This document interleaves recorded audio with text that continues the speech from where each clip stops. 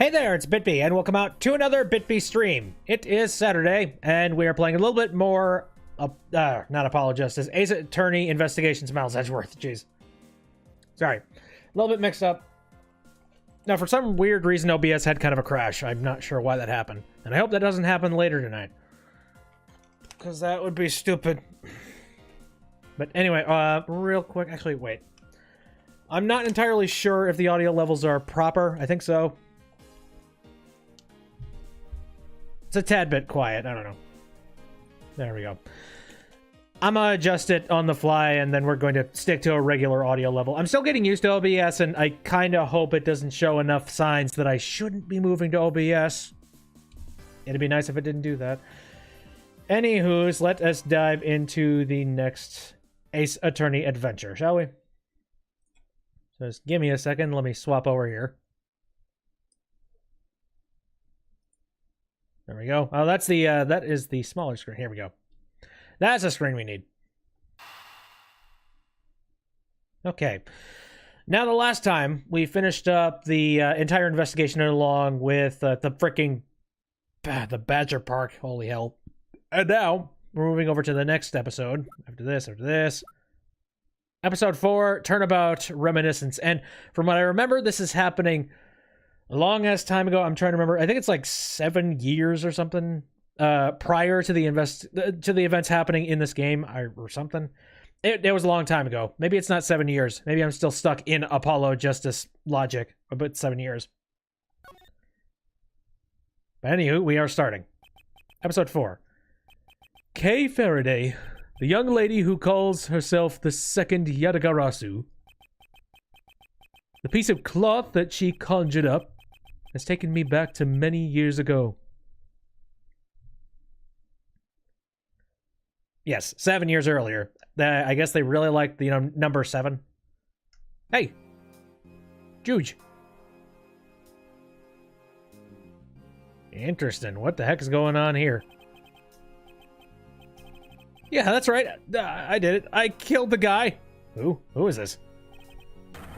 But it was the great thief Yatagarasu that told me to do it.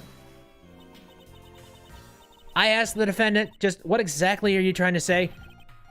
Don't you get it? I know the true identity of the Yatagarasu. Yes. I know the identity. The Yatagarasu is the man standing over there at the prosecutor's bench. Are you saying that I'm the Yatagarasu? Don't you dare deny it. You told me to kill him when you snuck into the embassy. Oh, that's controversial. Are you claiming that Mr. Faraday is there? That's exactly what I'm claiming. Mr. L, I think we've heard just about enough of you. Your Honor, please, listen to me. I'm telling the truth. You gotta believe me! Oh. So we got ourselves a Yatagarasu on our hands?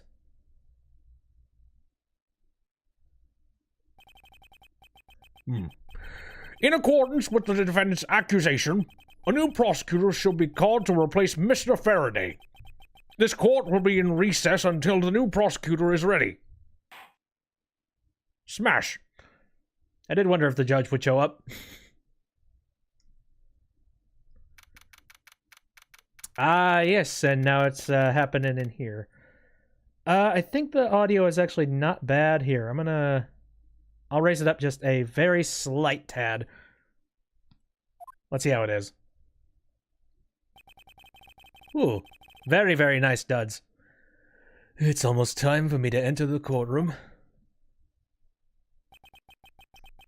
And so it is that my first assignment as a prosecutor will be as a replacement for a prosecutor who has been accused by the defendant.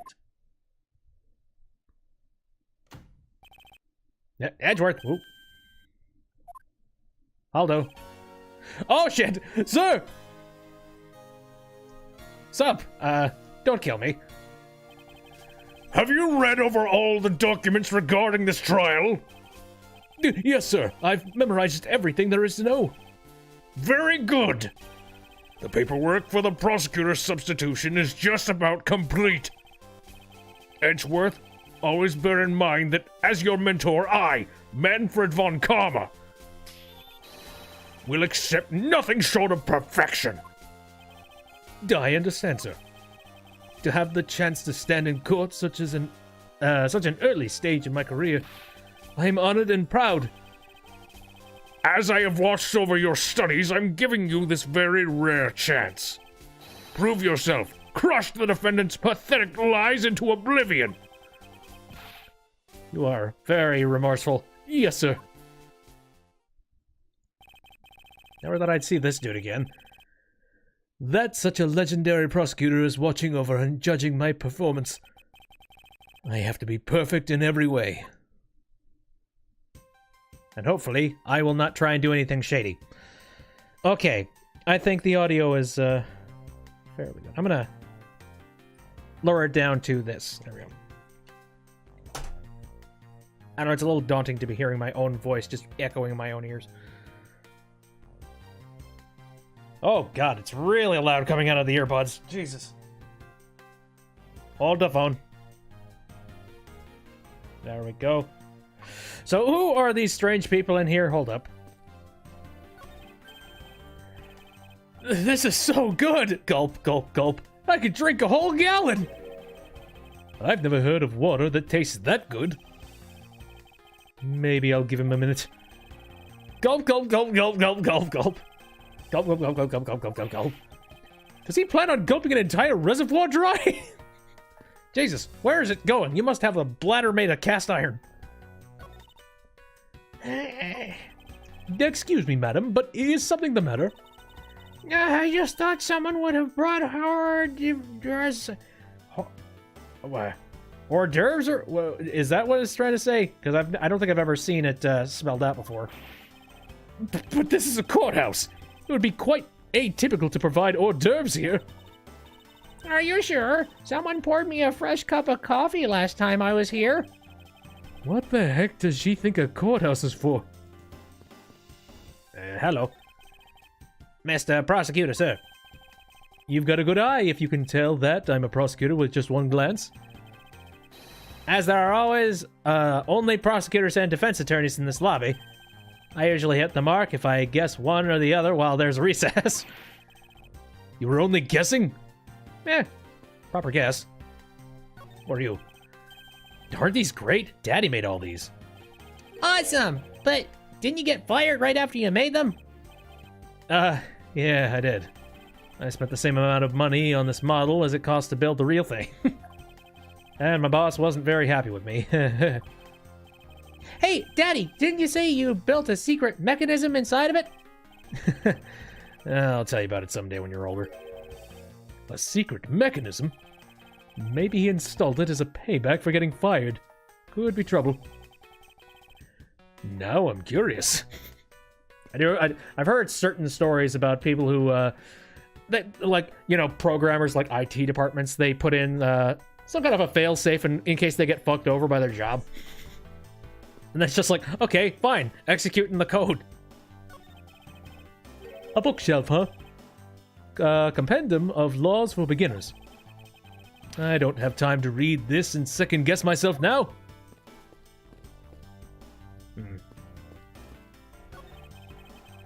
This should lead to the defendant lobbies. Edgeworth, where's your composure? If you wish to take a look at your enemy, do so in the courtroom as you crush them. Indeed, thank you. You're a man of wisdom and experience, sir.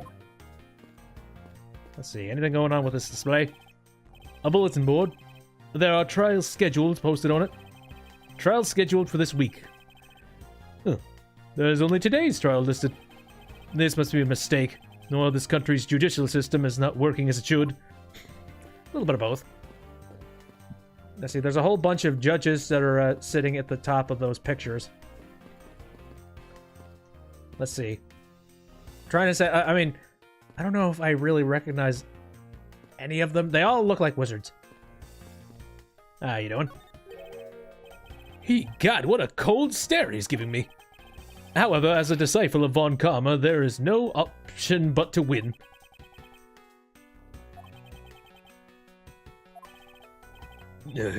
He's good. The power of his cold stare rivals my own. He's asleep. He's sleeping while standing up? He's learned to sleep with his eyes open. Trial will resume shortly. Please wait a moment, sir. I was already well aware of that. Shortly or in a moment. Which one is it? Be specific. Alright. I've talked with everybody here. Let's try and go over the facts. Today's trial should have ended in just 1 minute. Because the defendant was picked up by the security camera, correct? Exactly. The killer had the gall to say that he only killed because he was instructed to do so. Even more outrageous is his claim that the case prosecutor, Byrne Faraday, gave the order. Looks pretty shady. Faraday is such a fool. He's been cornered by his very own prey. Sir, are you an acquaintance of Mr. Byrne Faraday? He is a pathetic man who speaks nothing but nonsense. Nonsense? He once tried to explain to me a way of punishing those who cannot be brought to court. Those who cannot be brought to court. Well, that is nonsense, for no man is above the law. Well, there are always a few exceptions. However, there is no reason to even deal with such individuals. A prosecutor is a guardian of the court, one with no obligation to outside matters. Thus, there's no reason to deal with such individuals, I see. Edgeworth, disgracing yourself as Faraday will not be forgiven. Did I read that correctly? Disgracing yourself as Faraday has. Oh, right. Derp. That's how I was supposed to say it. Will not be forgiven. Okay, I will not do such. Have no fear. I will not let you down, sir. In place of the accused prosecutor, Byrne Faraday, I'll prove the defendant's guilt. Can I get some, evidence or something before I walk into this room? Very good. I've secured an hour of recess for you to prepare to do just that. Show them all the power of Von Karma. Very well. So, have you achieved a firm understanding of the case? I have not looked at my case files. Yes, sir, I have memorized everything that is written down in the case file. You lying sack of shit. Well then, explain the case to me. Wait. There's nothing in here. I guess we'll figure this out. I want to see if you really know what you're talking about. Understood. A murder was committed on September 8th in front of the Kodopian embassy. Kodopian? The victim, Mr. Deed... Oh, Jesus Christ. Deed Man. Ha ha ha. Was a staff member at the embassy. They didn't care enough to give him its own individual name. Shit. The defendant in this case, Mr. Mackerel? Okay, this is clown court now. Was held for questioning the night of the incident as he was deemed suspicious. He was quickly placed under arrest for possession of the murder weapon, a gun. Furthermore, at the time of the murder, the great thief Yatagarasu had successfully infiltrated the Kodopian embassy as well. At first, Rel claimed that he himself was the Yatagarasu, but that he did not kill Dead Man. Good lord. I wonder what he expected to gain from such a desperate lie. It's possible that he wants to go down while in the spotlight if he is found guilty. There truly is no limit to people's inanity. Is that a word, or did they misspell something? But I digress. Continue, Edgeworth. Yes, sir. During the trial, the prosecution presented the security footage that captured the murder. Oh boy. That's pretty clear as day.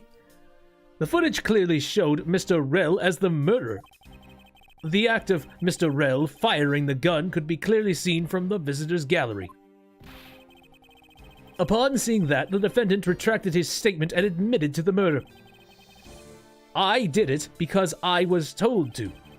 By the real Yatagarasu, Byrne Faraday. That sounds about right. However, you've forgotten one thing. Yes? While this may appear to simply be the murder of a Cordopian embassy staff member, people are actually referring to it as the second KG-8 incident. There's two of them? The second KG-8 incident? I'm very sorry, sir. I fear I've failed to study hard enough. Well, even among the police, it's information that only a select few are privy to. Could you please enlighten me, sir? Ooh, neato. So there was a first one? I guess this has something to do with the Yatagarasu then. Sir, what do you mean by the second KG-8 incident? In order for me to tell you that, you must first learn about the original case.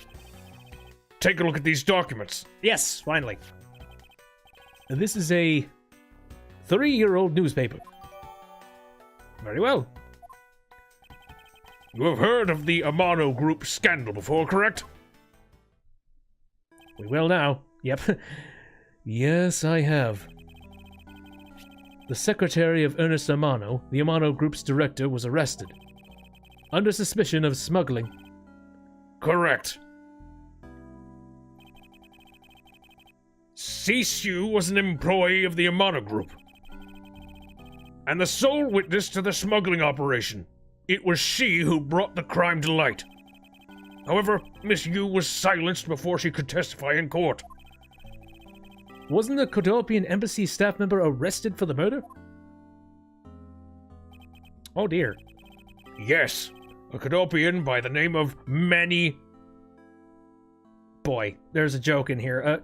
Is it supposed to be like Cochin? Manny Cochin? I'm trying to like say it out and like say it out in my head, just being like, okay, this is obviously some kind of a pun name. I don't know. However, due to the lack of evidence, the case went unresolved. Lack of evidence?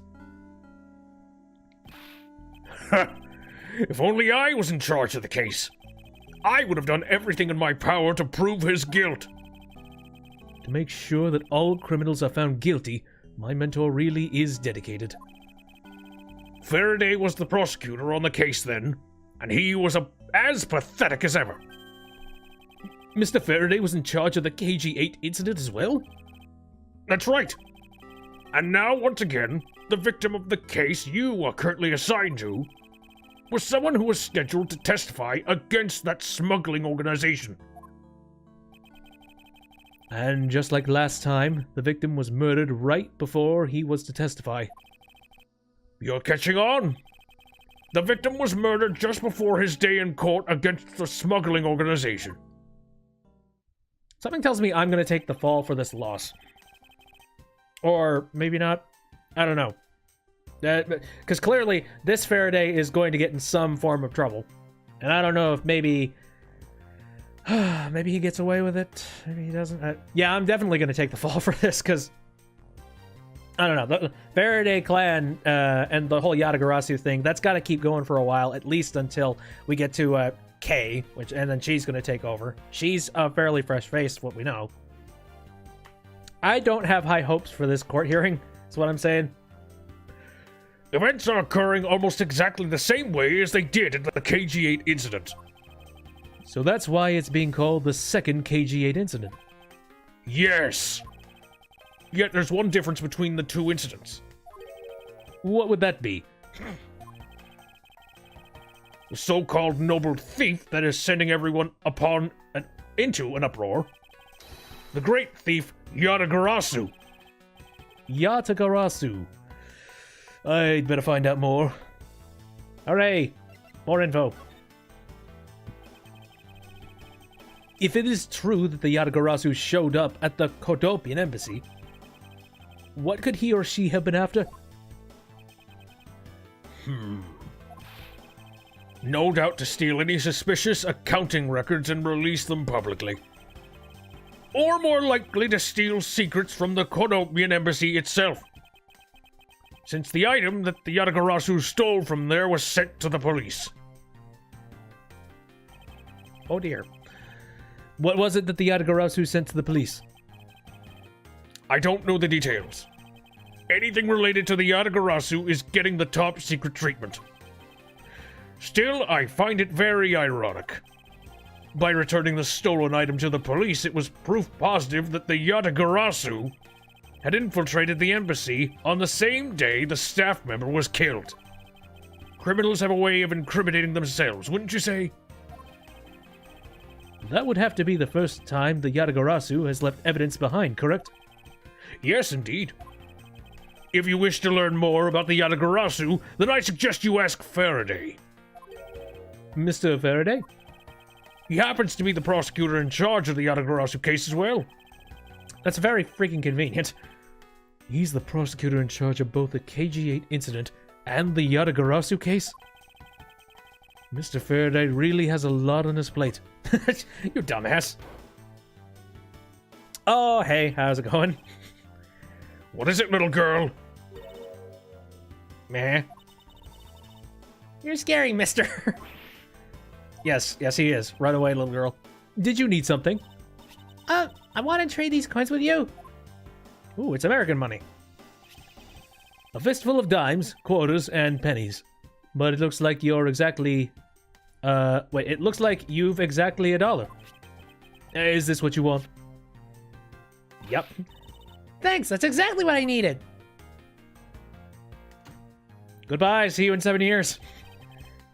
Could that child be here to watch the trial? How disrespectful for a child like that to be running around inside the courthouse! Does no one have any respect for the country's judicial system anymore? Sort of. It's complicated. The paperwork for the prosecutor's substitution is complete. Why, you? Do you even know how much time there's left before the trial resumes? I'm so sorry. I can have you mopping up the courthouse instead of protecting it in an instant. Gulp. It's no bother, sir. Not being completely prepared could prove to be a perfect handicap for me.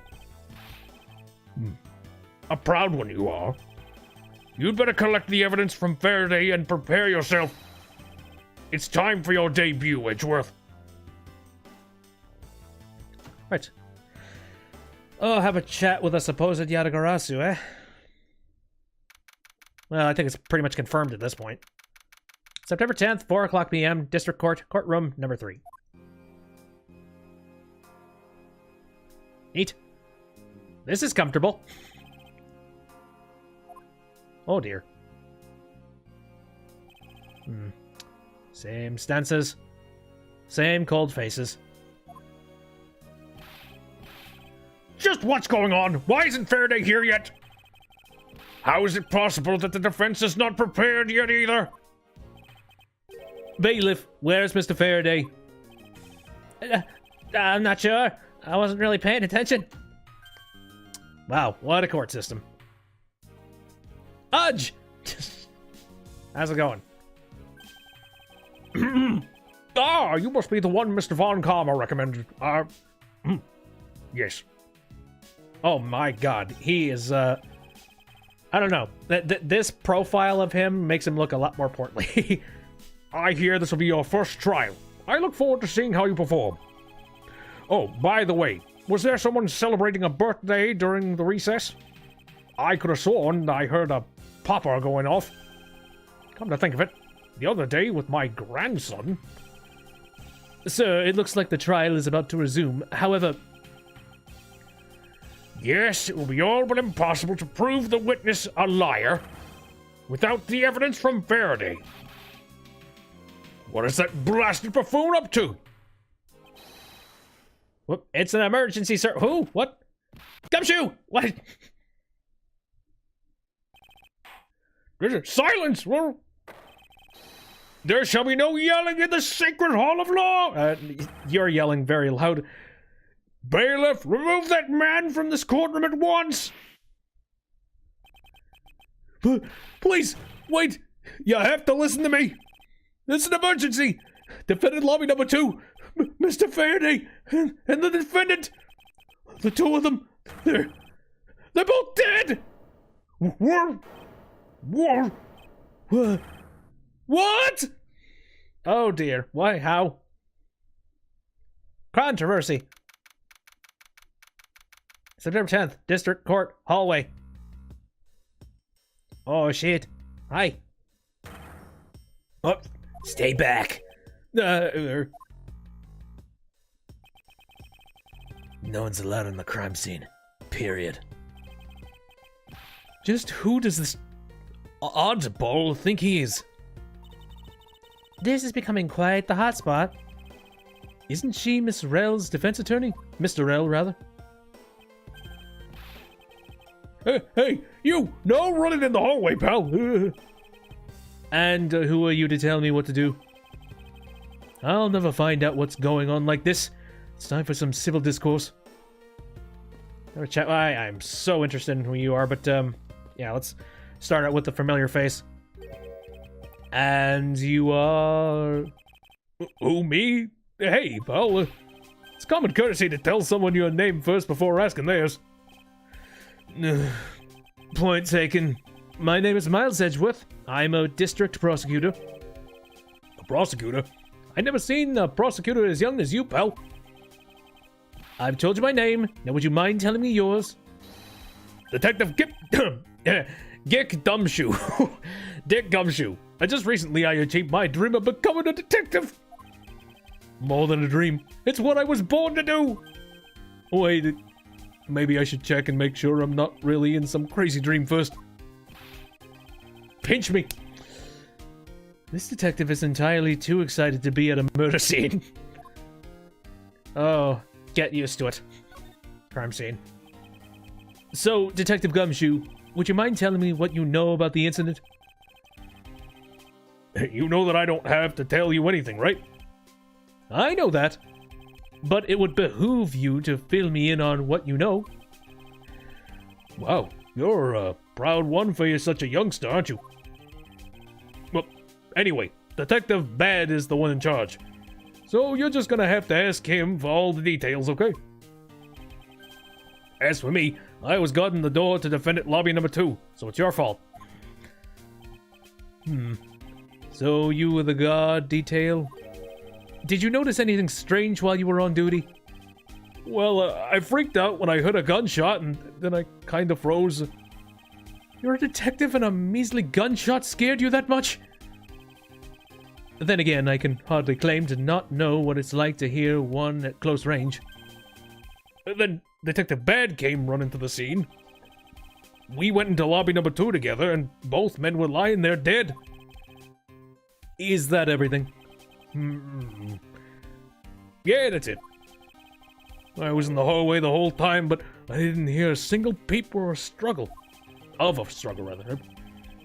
Interesting. Other than the gunshot, he didn't hear a single sound of commotion. So this must have been a very cool, calm, and collected suicide. Either that or a double homicide that somehow triggered both pistols at the same time. If both of them were shot. I have no clue. Right, well, I have your information. What about you? What's your story?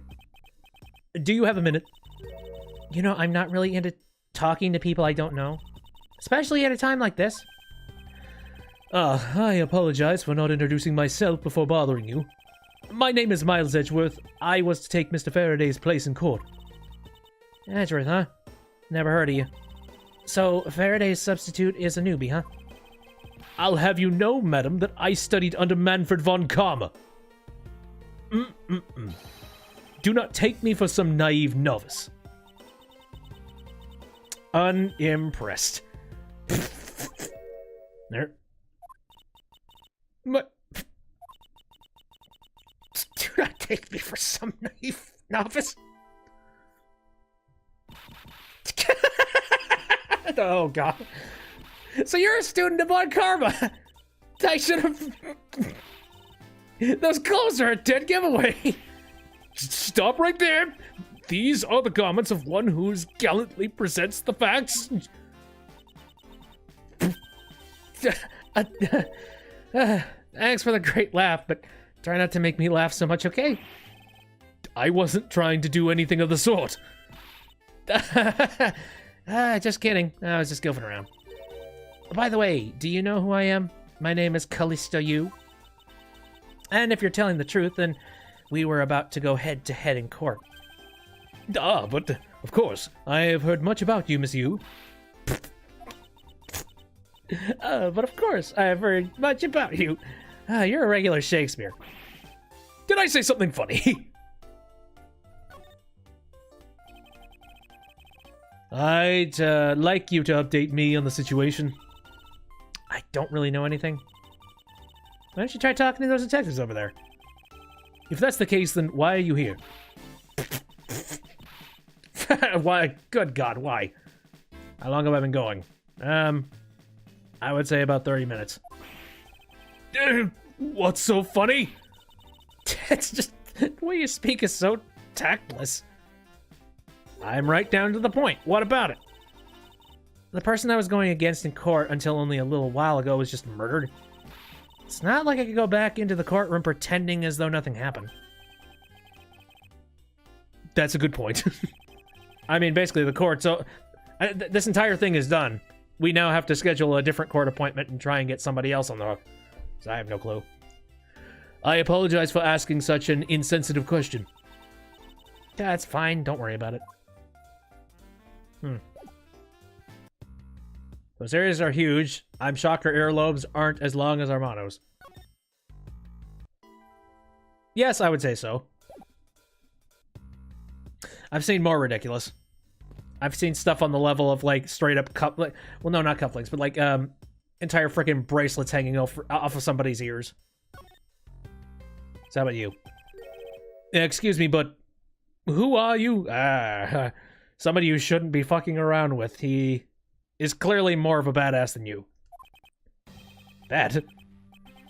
Detective Tyrell Bad. Homicide.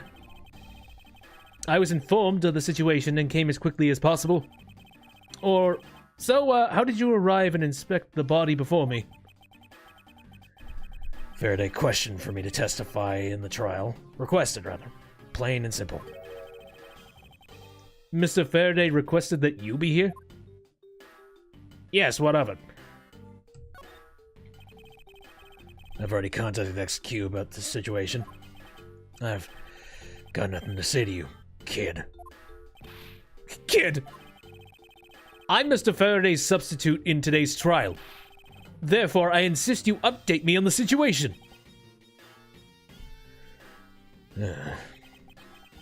I can't back down here. I have a right to know. Do I need to teach you a thing or two about how to talk to adults, kid? Is he threatening me? Is he going for his gun? Mirror? It's just a mirror. How dare he trick me like that? Faraday was stabbed to death with some kind of blade, and he had a gun in his hand. The other man, Mr. Mackerel, was shot and killed. He was found holding a bloody knife in this hand. Was there anyone else who went into defendant lobby number 2? Yeah, the big lug over there. His name's Gumshoe. Oh dear. Looks just about as confused as he should be. How about the victim in this case, that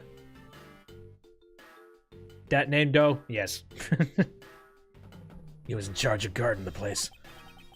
He's claiming that no one else entered the room. If that's the case, then they must have killed each other, correct? Maybe. Such impetus. This guy is really testing my patience. The case Faraday and you were doing. Here. Why was I not informed that you were going to testify in court? Homicides aren't my only gig. The Yatagarasu case is also one of my assignments. So you were called upon to comment on the Yatagarasu's characteristics in order to assess if Mr. Faraday really was the Yatagarasu or not? Well. Looks like you just might have a brain after all in that head of yours, son. Son! I'm not your son, Pops! Alright, we know the info. Oh, miss you! There's someone here who wishes to see you. Who is it? A Code Open Embassy staff member by the name of Manny Coach. Yeah, Manny Cochin. What? What's going on? Detective Bad and Miss Yu's moods just changed all of a sudden. Yep, the newspaper. Wait a second. Wasn't Manny Cochin new? I'll be right there. And now we're actually serious. It's nice to see you again, Miss Yu. Why are you here? I have no desire to ever see you again. Now. Actually, would you mind stepping outside for a brief chat? Fine. Let's go. Hello, Manfred. Bad. Von Karma. It's been a long time. I knew you would show up. You usually do when the Yatagarasu is involved, and I see this case is no exception. Do you know Detective Bad, sir? Yes! He's like an old bloodhound that never leaves the scene of a crime. If only he would get a promotion and move on. It's the crime scene where a detective is most useful and effective. It's not like I don't know that. Moving on, though. Bad, the man I just passed by. Was he not the suspect from the KG8 incident? Everything's coming together. So I was right. Just what is that man doing wandering around here? That Faraday. I can't believe he let such an easy catch get away, imbecile! I would have proved his guilt in 3 minutes! Von Karma! I think you've said enough for now. It's in poor taste to speak like that about the departed. At least he has enough of a soul. Very well. Back on topic. I'm placing Edgeworth in charge of the investigation here. Oh dear! Hello, Acolyte. Papa, how can you place him in charge? Franziska, what are you doing here? I'm here for summer vacation. What else? Hi. Franziska von Karma. So she's here on vacation from Germany. She's the daughter of Manfred von Karma, and a student of his, who's also a junior to me. And clearly the white hair is in their genes, so we're... You're the one who's junior to me, and don't you forget it! You're not conveniently avoiding the bar examination, are you? Ha! If you are able to pass, then I'll have absolutely no trouble at all. I'll never allow myself to lose to you. Never! Why does she always have to be this competitive? She's so cute. Yes. Anyway, Papa, are you really assigning Miles Edgeworth to cover this case? Yes, I am. Why do you ask? Well, you know, I'm close to becoming a prosecutor myself. I see she started out with a regular flogger. And I am 100% confident that I can do a better job than him. That's just like Franziska. She has no problem bad-mouthing someone right in front of them. Bad. Yeah. These two will be conducting the investigation. What? You want me to let both of these kids loose in the crime scene? This is a perfect opportunity for them to work on their prosecutional skills. Crime scene's not a place for children to be messing around in. I'm the one with the authority over this crime scene, Bad. And I will not tolerate complaining. Edgeworth, Franziska, I leave this case to the two of you. Yes, sir. Understood, sir. Yes, Papa. I'll go take care of the paperwork now.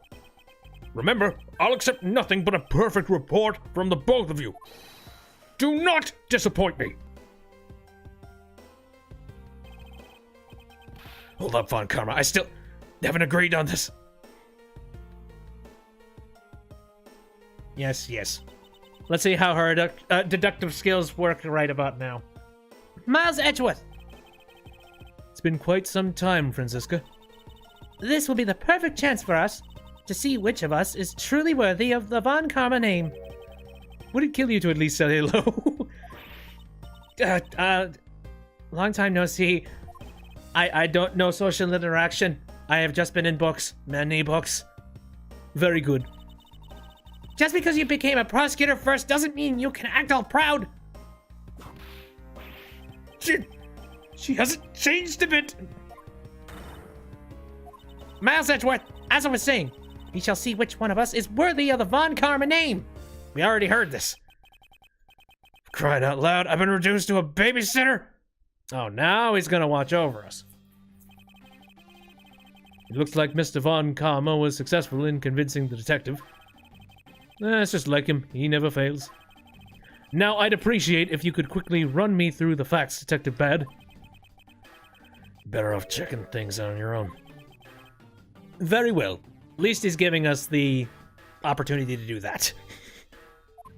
Enough credit to be like, yeah, you're not gonna fuck up a crime scene. Just go ahead, kids. Seems like getting help from Detective Bad will be a most arduous task. Right, let's dive on in. Fine. Oh, God. This is a pretty grisly stuff to just be subjecting to children. September 10th, 4:15 p.m., District Court, Defendant Lobby, number 2. Great. Is the only real explanation that they killed each other simultaneously? Miles Edgeworth, you should listen to someone until they are finished talking. What are you talking about? I'll only say it one more time. This is a competition to see who is truly worthy of the Von Karma name. Can we work together on this one? 2 people are dead. A competition? The person that figures out the truth first wins. So the person who doesn't discover the truth is a dishonor to the name? Exactly! I don't care that you became a prosecutor before me. I simply refuse to hear any more foolish things come from your foolishly foolish mouth. Fine, whatever makes you happy. Can I take that as you accepting my challenge? Once again, whatever makes you happy. Well then, let's begin the investigation, shall we? I'm gonna find the perfect evidence and prettily present it like the professional I am. Pretty got nothing to do with it. I would say I'm just as pretty as you. Fluttery eyelashes. Wink wink. Competing to discover the truth behind a crime. How delightfully childish. Oh, hello, sir. You kids over there. Kid! Serves you right, Miles. He just called you a kid. He just called you a kid. No, he didn't. He called you. No, you. No, you! I said kids, kid. How dare you call me a kid as well? I'll do what I please. I won't allow you to cause a ruckus on my crime scene. Hey, big guy. You're, gonna watch over these 2. Yes, sir! Detective Bad, sir! Now, do what I say from now on, kids, okay? I think we can sway him. You better not get in our way, Scruffy. You'll feel the bite of my whip if you do. Then you, prosecutor boy. Let's get your investigation started already, alright? Great. Now even that detective is treating me like a child. Alright, time to get investigating. Get a move on, prosecutor boy. My name is Miles Edgeworth. And if you were to call me Prosecutor Boy one more time, it will be my duty as a prosecutor to look into your monthly salary. You don't have that power. What? And what would you do with my salary after you saw how much it was? That's up to you now, isn't it? Really? Sounds good, pal. He's so naive. I don't know. It's been lowered pretty far underneath the number that is probably legal at this point. Detective Bad, may I have a word with you? What is it? It appears that both a knife and a gun were used as murder weapons. Yeah, it does. That leads us to our first question of the investigation. Where did the men acquire the weapons? It almost looks like a lollipop. Just a little bit. The gun was inside of Faraday's bag. It was a piece of evidence that was presented in the trial earlier today. It was used to kill the Kodopian embassy staff member. But I never heard anything about the knife. Mr. Rell is being held by the police. There's no way he could have brought it in. Which means it's possible that Faraday had the knife on him from the start as well. Could it have been a piece of evidence that had yet to be presented? But then, why doesn't Detective Bad know about it? Wait! What if... It's possible that Mr. Faraday brought the knife in under the guise of prosecutorial evidence. He could have brought it out and attacked Mr. Rell with it. Maybe you got a brain in there after all, kid. Dude, is he going to treat me like a child forever? These are prodigy children. Do not question them. Looks like Mr. Faraday attacked Mr. Rell first, who then counterattacked. It's the only logical conclusion you can draw from a scene like this. Not yet. I feel that it's much too early to be drawing conclusions already. I must first find conclusive evidence so as to ensure the honor of the Von Karma name. Well, let us think about this one. Well, first and foremost, I'm gonna take a look around at the room for no reason. Whoa! What is it, Detective? What is it, Detective Gumshoe? My TV at home is so tiny compared to this one, pal. Then perhaps you should purchase a more normal-sized television like this one. Oh, let me see here. Wow, this thing is huge. And way too noisy. You're the noisy one, Scruffy! Don't touch it, you'll get your fingerprints all over it. But I didn't touch. You did touch it, shut your mouth. Preservation of the crime scene is the foundation of detective work. Foundation, huh? Sounds like something a rookie here needs to shore up on. We got stuff on the table. There's some stuff in the bag, pal. I suppose this was Mr. Faraday's bag. It's probably the trial evidence I was supposed to collect from him. This is the evidence? Oh, I better not touch it. I'll leave prints on it. Do you just not pay attention to anything you do? Nope, not one bit. I am completely detached from the world. There are some plastic bags stacked up on the table. And there's a tea set too, but there doesn't seem to be any sign of disturbance. Yeah, the table's all neat and tidy. Gotcha. Maybe they were super quiet in their scuffle? After all, I didn't hear anything from out in the hallway, you know. Maybe the plastic bags scattered on the floor are throwing us off. Interesting. I mean, it would make a heck of a lot of sense that there wasn't any clattering, because there wasn't any noise to show that. There's some plastic... Oh, right. Exactly the same thing. I wanted to just take a look at the teacups, but... Nope. Fingerprints? This poor plant saw it all. This decorative plant's foliage is quite nice. It's actually soothing to be around it. Perhaps I should purchase one for my room. Something tells me if I were to go back and look at the footage, that this plant would probably be in there. Why are there plastic bags scattered all around? Those bags are for keeping evidence safe, pal.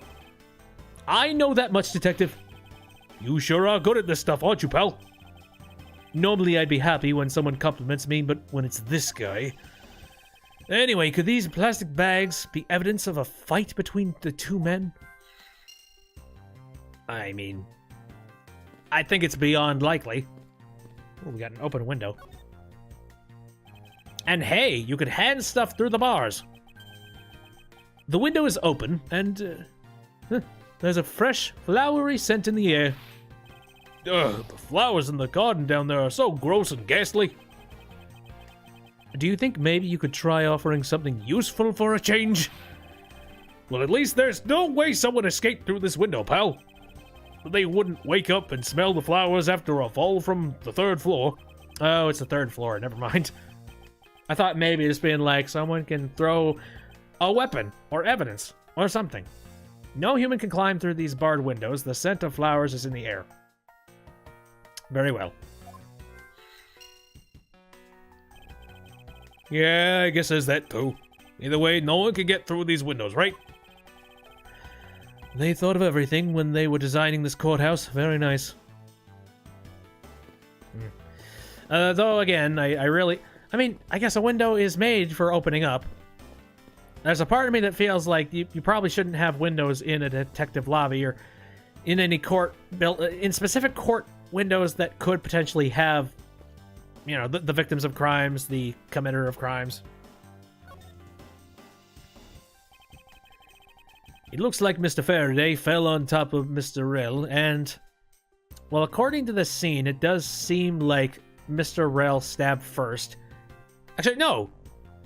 Well, all right, here's the idea. So the scene that we're trying to set up here is Mr. Rell stabs Mr. Faraday. Mr. Faraday probably stumbles back, grabs gun, shoots. That probably puts Rell right on the fucking floor. But then Faraday falls over from, like, his own stab wound, and I guess composition-wise it makes a heck of a lot of sense. And I guess the main question is, who would be the one that was holding onto these bags, and why are they on the floor? At first glance, it seems like they must have killed each other. However, using logic, the only logical conclusion is... Bah! What was that outburst for? My detective's instinct just hit me real hard! It was Mr. Rell that fell first, see? You don't need a detective's instinct for that, it's common sense! But I suppose we won't know much more than that until after I examine the bodies. And I will not rest until I've inspected every suspicious-looking nook and cranny. Well, there's... oh, God, alright. I'm gonna take a look at the bag first, because that is piquing my interest, something fierce. Why are there plastic bags scattered all around? Those bags are for keeping evidence safe, pal. I know that much, Detective. You sure are good at this stuff, aren't you, pal? Normally, I'd be happy when someone compliments me, but it's this guy. Anyway, could these plastic bags... okay, that's exactly the same thing. Alright, let's take a look at the weapon. Looks like Mr. Rell died with the knife in his hand. There's some blood stuck on it. Then he must have used this as a weapon. Yep, no doubt about it. Was Mr. Faraday carrying this on his personage? Did he bring this as a piece of evidence for the trial? Or did he bring it with a very different intention in mind? I should jot some notes down about it. There is the knife. It's got the blood. And then we got ourselves a gun. Looks like Mr. Faraday died with holding the gun in his right hand. So he shot Mr. Rell and then fell on top of him while still gripping onto the gun. I guess that does seem kind of strange, huh? I mean, why would Mr. Faraday know how to fire a gun? Not the strangest thing happening here, but it's not exactly rocket science. Even I know how to pull a trigger. Although I doubt I'll ever need to use one. I feel like that's foreshadowing for something. Although, yeah, that does remind me a hell of a lot of that one case out on the lake. I hope I never have to fire a gun either, pal. But it sure does look cool to hold a gun in your hands. It appears that the police's screening procedure need a thorough review. Anyway, I should jot down some notes about the handgun in Mr. Faraday's hand. Got it. Let's look at the corpses. First he killed a Codorpin embassy staff member, then he was murdered himself. This guy wasn't exactly an angel, you know. Oh, what makes you say that?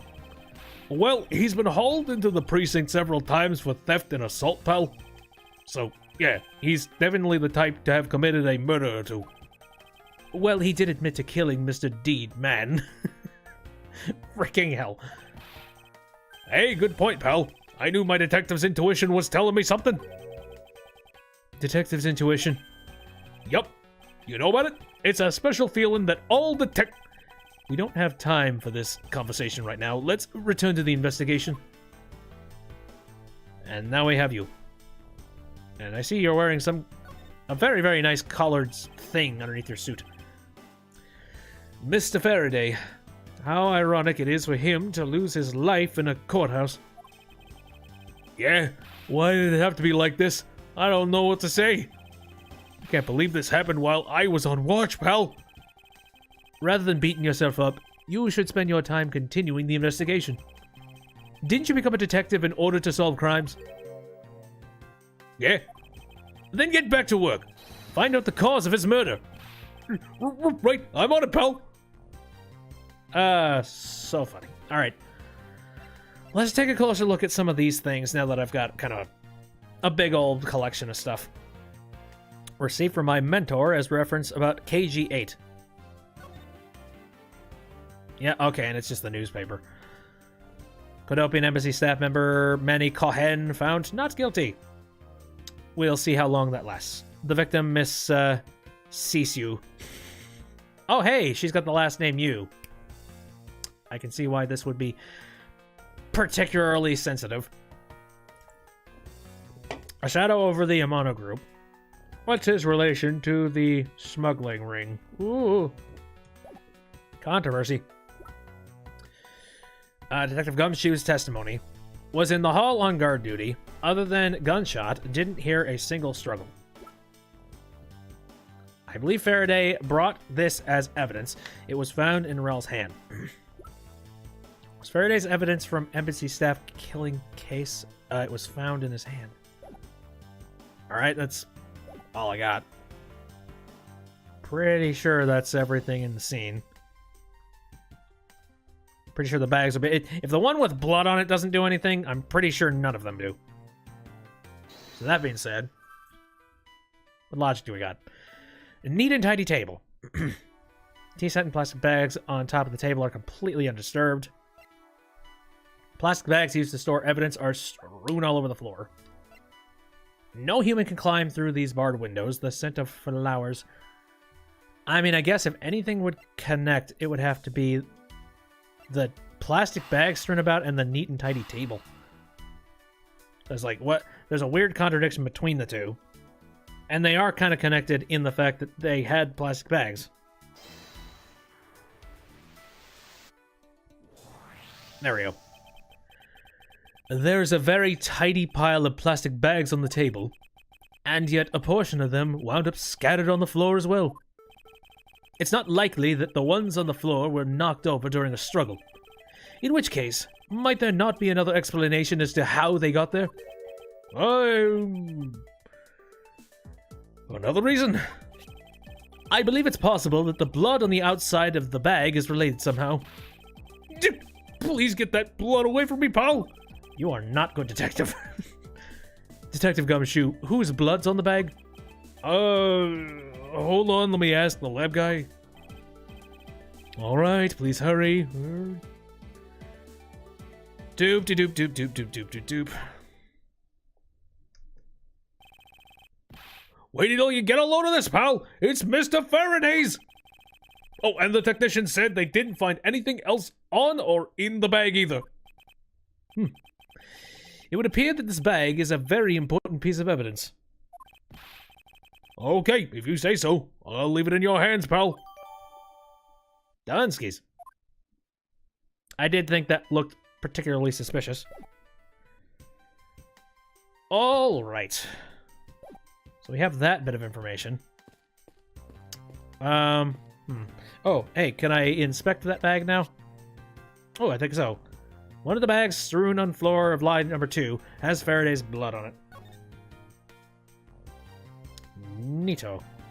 Oh. Shush up, phone. There we go. Turning that off. Okay, what do we got? I guess I just have to examine the blood. This blood here is from Mr. Faraday, but there are no other clues to be found. Which begs the question, do I need to put this bag inside another bag in order to preserve it as evidence? Very interesting. Bag exception.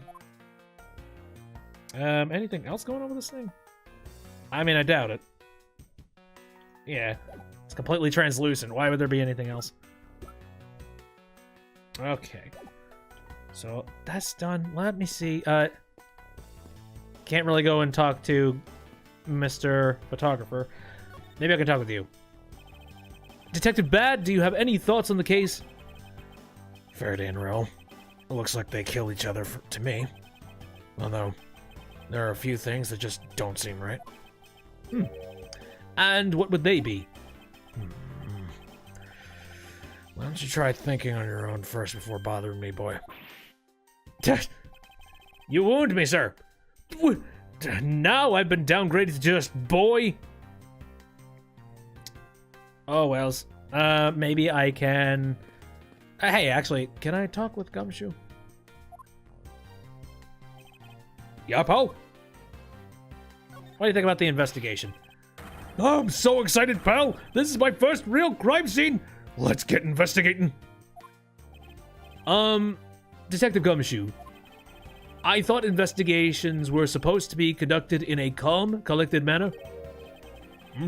What do you know about how to run an investigation, little boy prosecutor? I know that at the very least I have a greater grasp than you of what happened here. Why, you don't know any more than me, pal! Look, you just stay behind me, boy, and out of the way. Ironic coming from the guy that's been a step behind me the entire case. So what about you?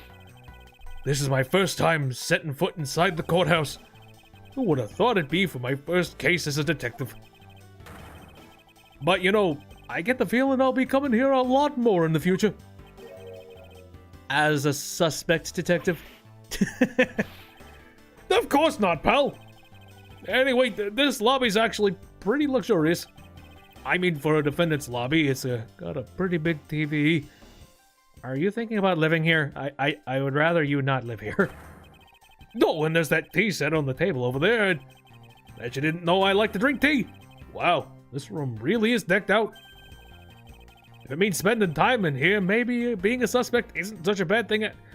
But yeah, you could be a suspect of the murder. I'm beginning to suspect that leaving this detective in charge of anything might be bad. But he is right. This room is rather well furnished. And somewhere in this room, the truth is slumbering.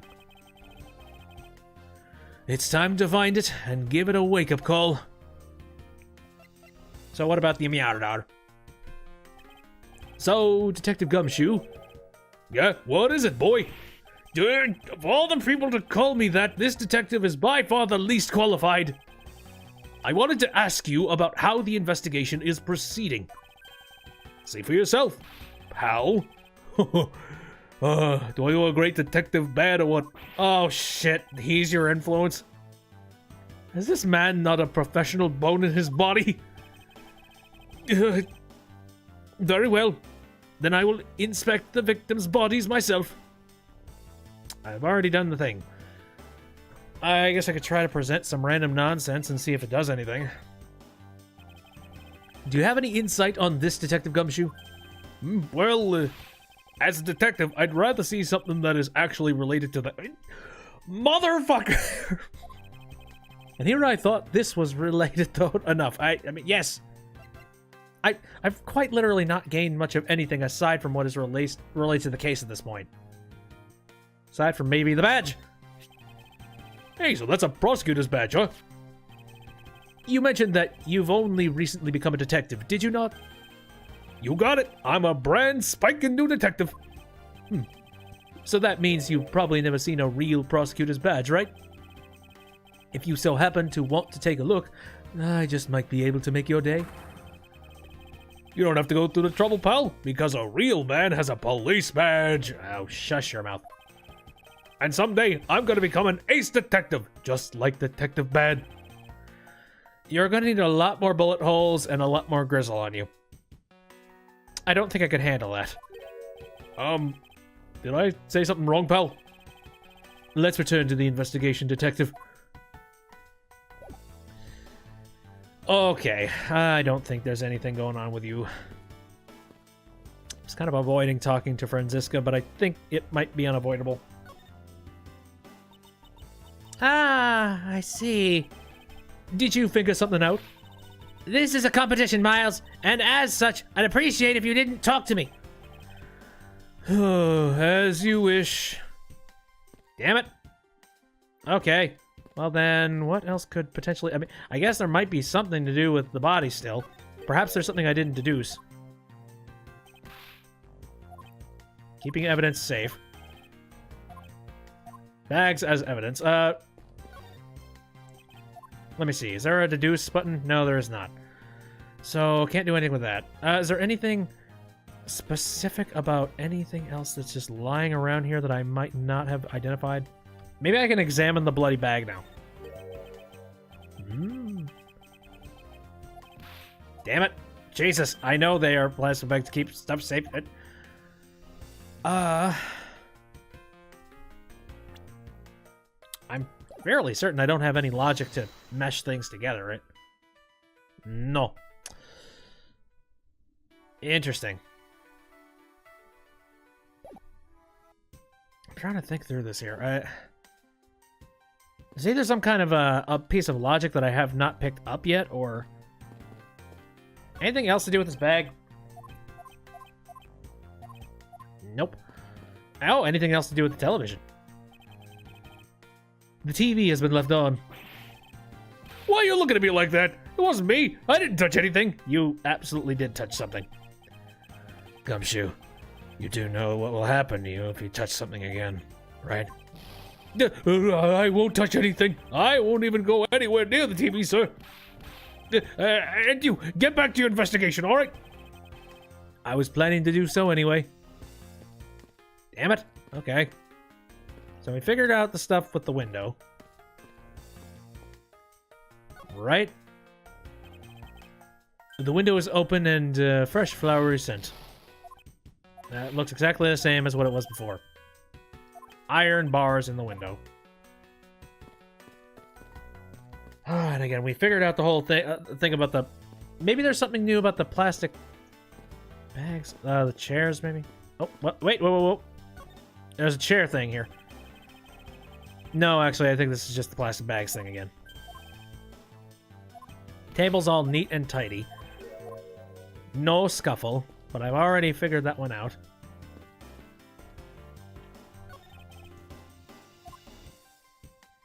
An adorable... I'm a little bit lost here. Because there isn't anything that's very clearly obvious going on here. Unless there's something I really, genuinely, completely missed. The only thing I can think is maybe there's something I have not presented to Gumshoe yet.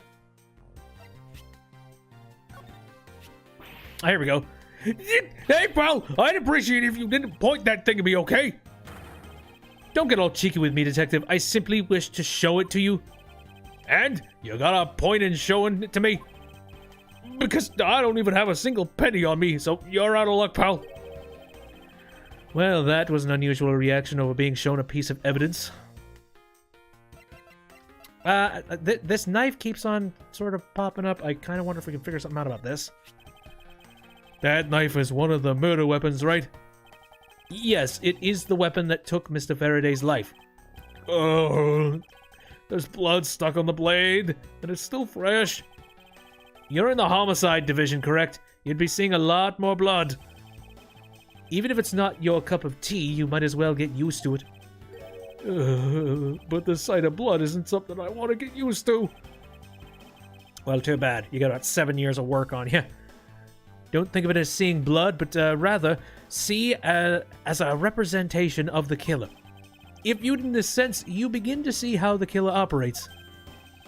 You're right, pal. Thanks for the fresh perspective. I feel so much better now. Glad someone does.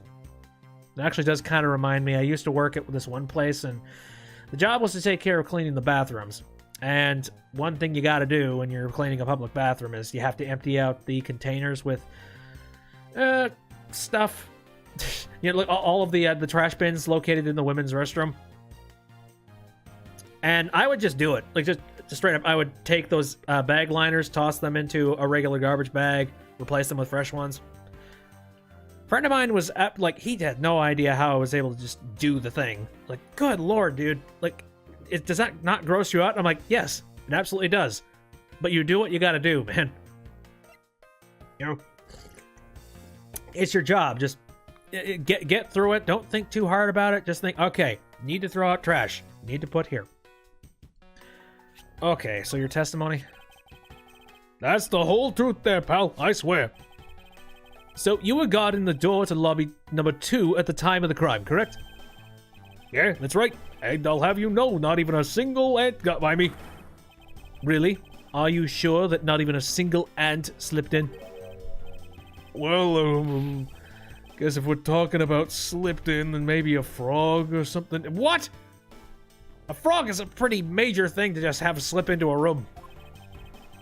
It would appear that my point also completely slipped you by, Detective. Any insight on this? No. Clearly not. And then I already showed the prosecutor badge, so that'll do it for presenting stuff. I guess I don't know. Maybe there is something very specific about the body that I didn't notice. Mr. Faraday, how ironic. Is there anything? Wait a minute. Maybe there's something in this hand, because it looks like there might be something directly below it. His hand is all black down here. See? I wonder what could... Oh, his hand is all black down here, see? I wonder what could it be? That was Gumshoe. If you look closely, this blotching pattern resembles an ink stain. Gotcha. An ink stain? Yes, I usually get ink on my own hands when I use my feather pen. A feather pen? I've never seen one before. Sure you aren't just making it up, pal? Oh, poor sweet child. Oh, I think that's everything. Cool. Mr. Rell's cause of death was from being shot, correct? That's what we think, but it's hard to tell with him lying face down. Death is bad enough, but it's truly lamentable that someone would try to hide the truth. Are you sure they were trying to hide something? I can't confirm Mr. Rell's cause of death with his body positioned like that. Detective Bad, I'd like to examine the bodies in further detail, if possible. What's this? You're not able to form a theory with them the way they are? I believe an examination of the bodies is vital to finding out perfect evidence, don't you? I suppose you do have a point. Well, hurry up and get on with it. Labby. Yes, sir. You've taken enough photos of the scene, sir. And there you have it. So bored of everything. Do you not approve? Of course not. Oh, son of a bitch. What? Investigation of the crime scene is the work of a detective, so don't touch a thing. Hey, big fella, turn over the bodies for me, will you? Voice cracked a bit. Okay, please forgive me, Mr. Faraday, sir. Gumshoe, do not get emotionally involved. Remember, you're a detective. Yes, sir. Understood, sir. Done. All right, let's see these wounds and see if they match up. I apparently will not rest until I have found every nook and cranny. So I see that there's a pen cap located on you. So that would make sense. That is, yeah, that is very clearly a stab wound. For sure. That is clearly a gun wound. These things match up. As I'll look at all the things. It looks like Mr. Faraday was stabbed with his knife that Mr. Rell is holding. Ouch! What's wrong, Detective? My stomach started to hurt from just thinking about being stabbed. Just keep your mind on the case, all right? Mr. Faraday is holding a gun in his right hand. That's the one Mr. Rell got blown away by, right? Labby, your answer. Yes, sir. We found that the ballistics marking do match that gun. Oh, ballistic markings are, are the figurative fingerprints a gun leaves on a bullet when fired. Every gun leaves its own unique ballistic markings. Therefore, by looking at the markings on a bullet, you can tell which gun it came from. Yeah, that's it. Of course, I already knew all about that, pal. Maybe you'd be better off going back to the academy. Come on, sir. Cut me some slack, will you? Jeez, you want to grow up to be that guy? You've got at least, like, 20 years to wait. So the bullet that was fired from this gun is what felled Mr. Rel. Very well. I wonder if there's anything to do with, like, the actual people. Mr. Faraday. Oh, no, I think it's the exact same thing. Derp. Okay. So, you know, funny enough, I'm seeing that there's the outlines located on the scene. But anywhere outside of Hollywood, they absolutely do not do something like that. Because for God's sake, if you want to talk about contaminating the evidence and the current room, think about putting tape down to layer exactly where bodies were. It's a lot easier to just take pictures being like, yep, that's where they were. This position. Like, you don't need to contaminate the room with either tape or chalk. I guess we could look at the entry and the exit wound stuff. There's a knife wound in his chest here, see? I wonder if the wound matches the knife Mr. Rel's holding. Levy. Yes, sir. Verifying now, sir. Make it quick.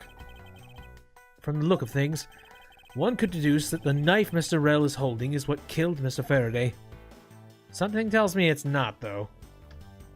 We may have proved that the bullet did come from that gun, though. Shot in the chest. Takes some guts to fire a gun in the courthouse. I mean, I've been a detective for a while, for a whole week, and I still haven't fired a single round yet. There aren't any burn marks on his clothes. That must mean... Wait, burn marks? A round grows very hot as it is discharged from a firearm. Therefore, burn marks are usually left when a shot is fired from point-blank range. Ergo, Mr. Rel must have been shot from at least a yard or two away. Gotcha. But I guess this would mean... Wait, okay. So that's kind of confusing me at this point, because, alright, so... About a yard away, so the stabbing would have had... I feel like the stabbing would have had to happen first. And then somehow, a yard's worth of distance would have had to have happened. And then the bullet would have had to have been fired. So, gun victim falls down. And then, for whatever reason, the stab victim runs a yard and falls down on the back. Something's fucky. Something's very fucky. You sure do know a bunch of neat stuff for your age, pal. Apparently, this detective has much common knowledge as your everyday marsupial. Alright. Elephant in the room, what are you? There's something in his breast pocket. It's a fountain pen. Very well. So that explains the black ink on his hand, but how did it get there? Hey, you know, I always keep a pencil behind my ear. It's because Detective Bad is always telling me, you should always write your name on everything you own. Yes, somehow you do strike me as quite a forgetful individual. Let us now try to understand how these two men died. First, Mr. Faraday took the gun and the knife out from today's trial evidence. Then he aimed the gun at Mr. Rel and fired. However, Mr. Rel managed to grab the knife and counter Mr. Faraday while being shot. Then the two men fell together where they stood. That's my theory, in any case. What a crazy way to go. Still, something about that explanation just doesn't seem right. Nope. Like I've said, I think there was a little more distance between these two. I believe I now have a firmer grasp on what happened here. So does that mean we can go and have a chat with... Well, I mean, that's basically everything. Alright. Battle time. Ah, I see. Did you figure something out? This is a competition, Miles. Oh, son of a bitch. Well, let's look at our logic real quick. Aha! Got an entire slew of new investigation stuff. All right. So we can deduce that this insane was somehow done with the fountain pen.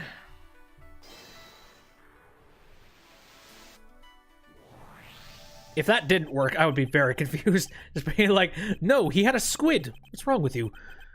That splotch on Mr. Faraday's hand. I wonder if it might be the ink from his fountain pen. Oh, let's ask the lab guy. Detective Gumshoe, I confirm that the substance on Mr. Faraday's hand is the ink from his fountain pen. I see. Good work. You know, I always wanted to say that, even if it was just one time in my life. One time. If Mr. Faraday wrote with his fountain pen in his left hand, I think it's fair to assume he was left-handed. Interesting. Or somehow someone's trying to cover things up. Why is there so much ink on his hands? It appears that Mr. Faraday's pen is very important to our case as well. Okay, if you say so, pal. Got that down. So I guess we're going to figure out stuff involved with the... Alright, so... It doesn't really make a whole lot of... So if he is left-handed, why did he shoot with his right? Because clearly he had his gun in his right hand. I don't think this is right. I feel like there was something that was very clearly doctored here. I guess there's not much left to investigate, huh? They really did kill each other. No, we can't conclude that quite yet.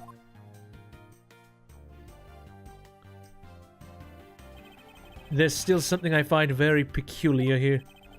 The theory that they simply killed one another is too simplistic in this case. In fact, there's actually a contradiction that shows there is another possibility. No way, pal, really? I suppose I will just have to show you the conflict in this crime scene. I'm gonna save. I learned my lesson last time. I didn't save at all during that investigation, and it hurt me. Now would be a very excellent time to just put down some roots.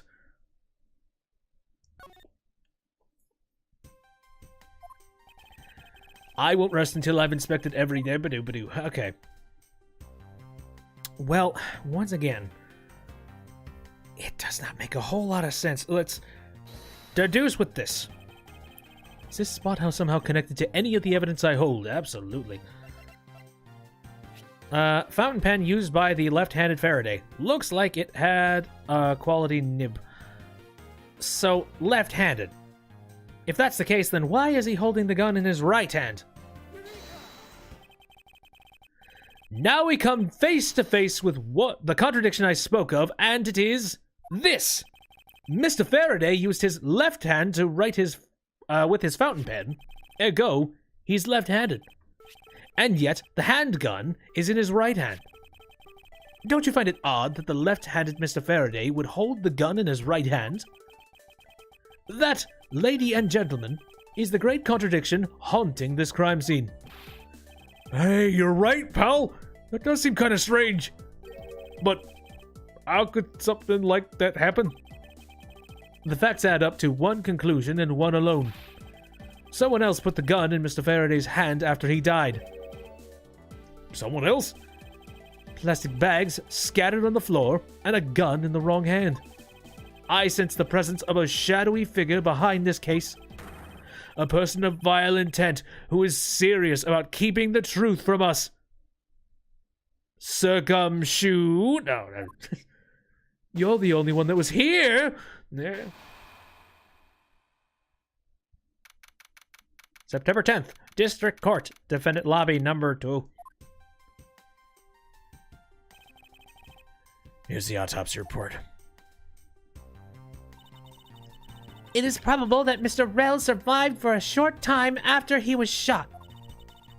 However, Mr. Faraday died instantaneously from his stabbing. Interesting. Okay. So this is a little bit different. So the stabbing... Oh, this is so fucking weird. Alright, so very clearly... Faraday dead. Somebody... Good God, this is so out of order, it is crazy. Like, I can't even really piece it all together at this moment. It looks like we now know everything we need to know about this case. Are you sure we know everything? Of course! The incident began with Mr. Faraday attempting to get his revenge. The prosecutor went into a rage from being accused and tried to kill the defendant. But the defendant, fought back, and they ended up killing each other. It's all very clear and simple. There's absolutely no margin for doubt. Maybe not. Do you really believe that to be the truth? Are you saying that just because I figured out the truth before you, that you don't want to believe it's true? It's alright, if you disagree with my argument, then prove me wrong. Well, if there are any contradictions to be found, that is. Don't worry, I will. Abso-freaking-lutely. Mr. Faraday's death was instantaneous while Mr. Rell survived for a short time. From this, it's obvious that Mr. Faraday died after he shot Mr. Rell. And Mr. Rell, while on the brink of death, stole Mr. Faraday's knife and stabbed him. Those are the facts of this case. Mr. Faraday's death was instantaneous, therefore he must have attacked first. Proving that logic to be false is probably the fastest way to show her that she's wrong. In that case, I should first look for any holes in her theory. What happened? There. Okay. Well, I definitely save at these moments, because these are very key. And have the most failure points. Alright. Continue.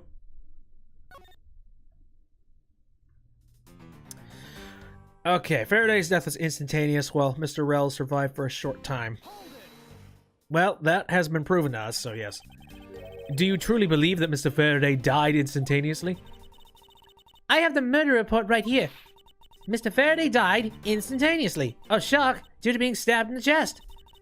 There, you see, it's been documented clear as day. From this, it's obvious that Mr. Faraday died after he shot Mr. Rell. Oh, whoopsie. Here. Mr. Faraday shot Mr. Rell before he died. Do you have any basis for that statement? Your foolishness has no end, does it? Now, I hate to repeat myself, however, Mr. Faraday died instantaneously. That's all the basis I need.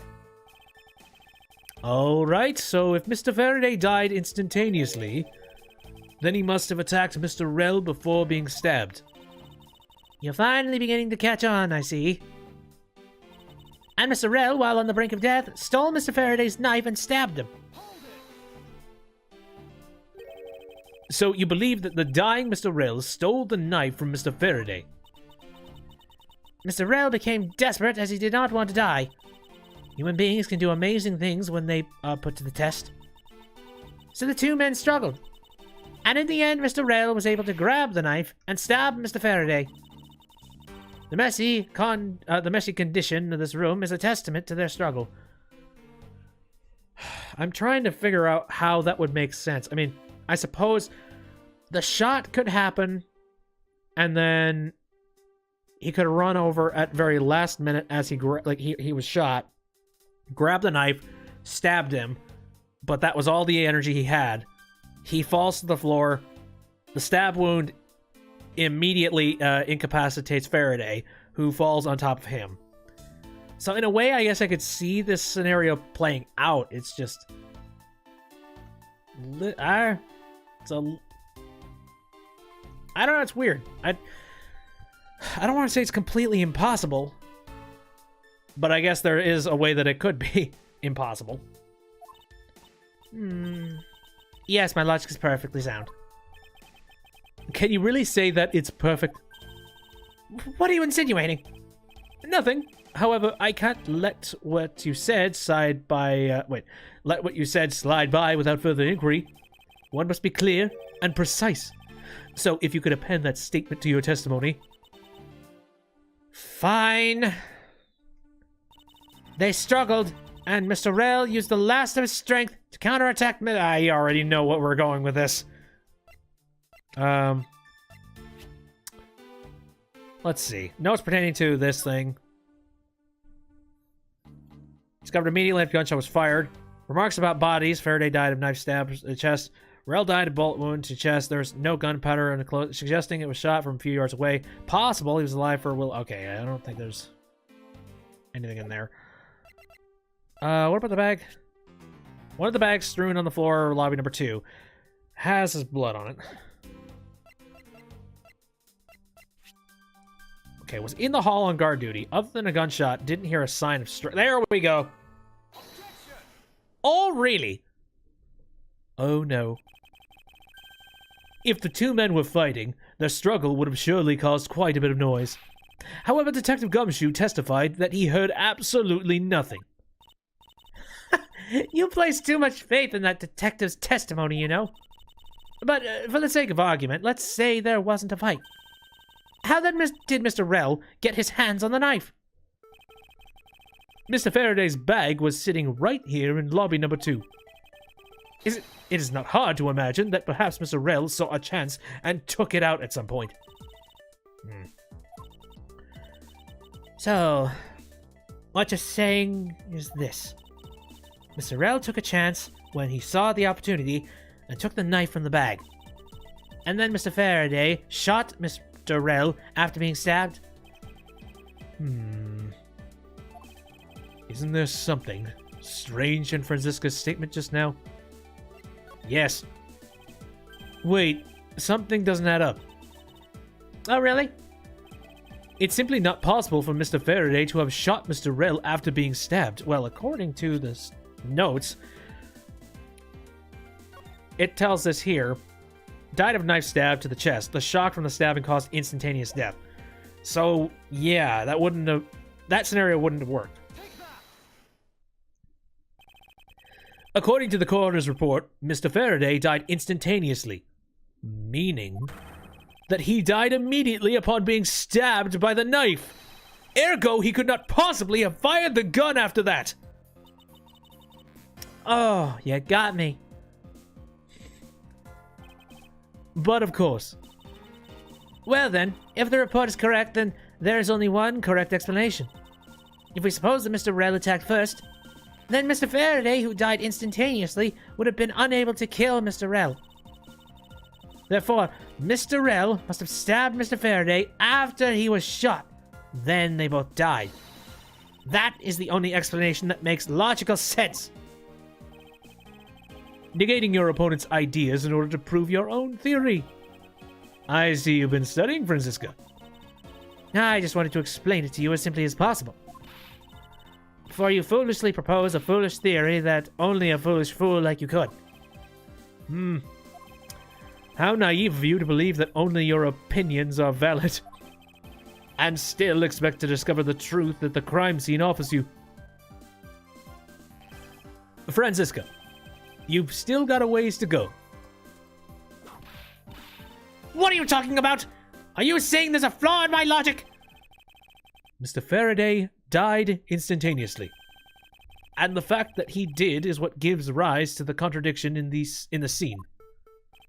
The contradiction here in the crime scene is the order of events, the order the bodies fell, the evidence bag's location. I mean, the order of events does kind of work. I'm still very confused by the fact that, according to this, the person who ended up getting shot would have been the one that would have been on top, and that's not the case. The person that was stabbed was underneath.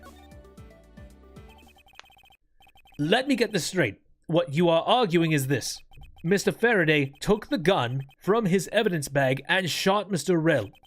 Then, the wounded Mr. Rel found an opportunity to take the knife and strike back. Upon being stabbed, Mr. Faraday died on the spot, and Mr. Rel died thereafter. If that's the case, then how do you explain this? Take a good look at the order in which the bodies are piled. How did that skip your mind? Mr. Faraday's body is lying on top of Mr. Rel's. Therefore, Mr. Rel must have died before Mr. Faraday. It's impossible! Yes, I agree that it seems strange no matter what angle you approach it from. Which means that the real mystery behind this crime scene that... why? No! Not so fast! Miles Edgeworth! What now? I simply think that you ought to think a bit more outside the box. And that it's even clearer now that the incident started with Mr. Faraday's murderous intent. She sure bounced back quickly. An explanation won't be enough this time. It's going to take some very decisive evidence to prove her wrong. Well, let's just see. What happened? It was just chance that Mr. Faraday's body fell on top of Mr. Rell's. The two bodies fell into a pile, which indicates that they attacked each other at the same time. It really doesn't matter in the slightest that they fell in the opposite order. Oh, yes, it does, because burn marks and whatnot. I just know that Franziska's explanation isn't absolutely correct. All I have to do is find a hole in her logic. Once I do, I can then present her with the evidence that proves the contradiction. Yeah, this one really seems simplistic. And I don't know if this has... Actually, no, I don't know. I don't know if it's because I've been playing so many of these Ace Attorney games and just I'm starting to get the layout of how these ridiculous, nonsensical stories tend to go. But it does seem like... This one seems obvious to me. I don't know. That said, I got stuck very hardcore in the last episode, so maybe I should shut my mouth. About that, Pressing someone's testimony in order to gain some time to think. You're a real one-trick pony, aren't you? It's too bad for your trick only works on fools. That wasn't my intent. I simply wish for more details as to how Mr. Faraday ended up on top of Mr. Rell. Someone's impatient. I was just about to explain everything to you. So do you think you could hold on for a minute? Franziska, I'll make you a deal. I'll hold on if you hold on to that whip of yours. Oh, I'll hold on to it all right, as I whip you. Come on. Well, now that you've quieted down a bit, I'd like to continue if you don't mind. Two bodies fell into a pile. These two fell on top of each other. Don't you find that to be just a bit strange? Not at all. Uh-huh. I can see it in her eyes. She's dead set against me from the bottom of her heart. Miles Edgeworth, once I'm done here, you'll see that there's nothing strange at all. Now then, the two men fell into a pile, which indicates that they attacked each other at the same time. What do you mean by they attacked each other at the same time?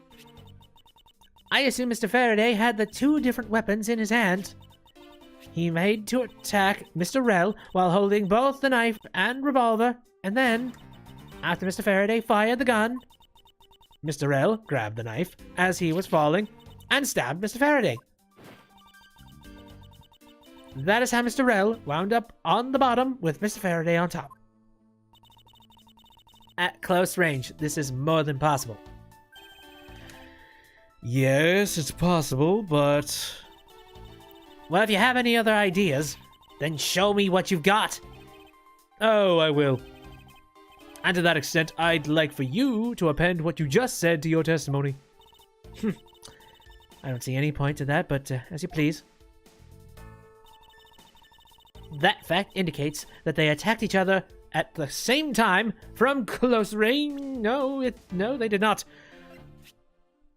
Found in Faraday's hand. Bullet that killed Rell was fired from a few yards away.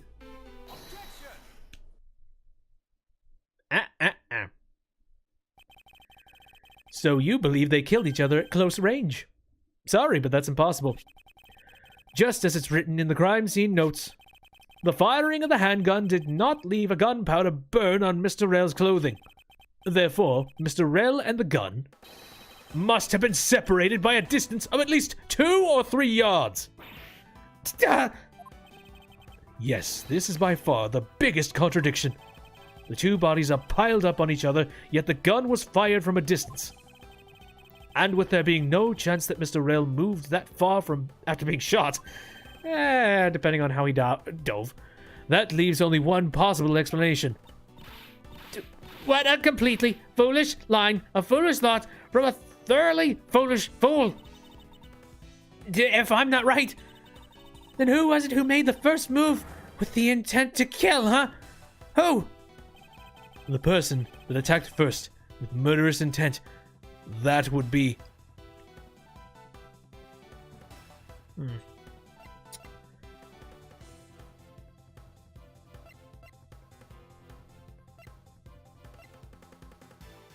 Neither man. Here in this room, contradictions appear no matter which man we claim attacked first. Thus, there can be only one explanation. There was a third person here. It was the third person who killed both Mr. Faraday and Mr. Rell, and set their bodies up to make it look like a double murder. That third person is the real culprit. Oh, dear. Miles Edgeworth, there's just one thing you're missing. Evidence, correct? Exactly. Everything you've said up until now is nothing but a story played out in your head. However, this is where the real test begins. Stop whipping me and I will do the test. Can you prove that there was a third person involved in the crime? Of course. If a third person was truly here, that fact would resolve the glaring contradiction. Proof that this has all been a setup made to look like they killed each other. I'll present it and lay bare the final piece of the puzzle that's not yet in place.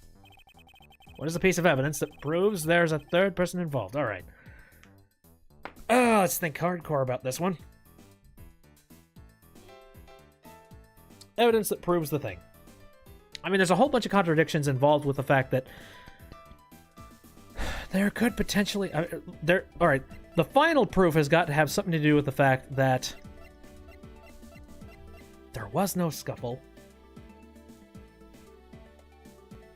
And yet, I feel like it might come down to the fact that that ink thing is absolutely and definitely a big talking point.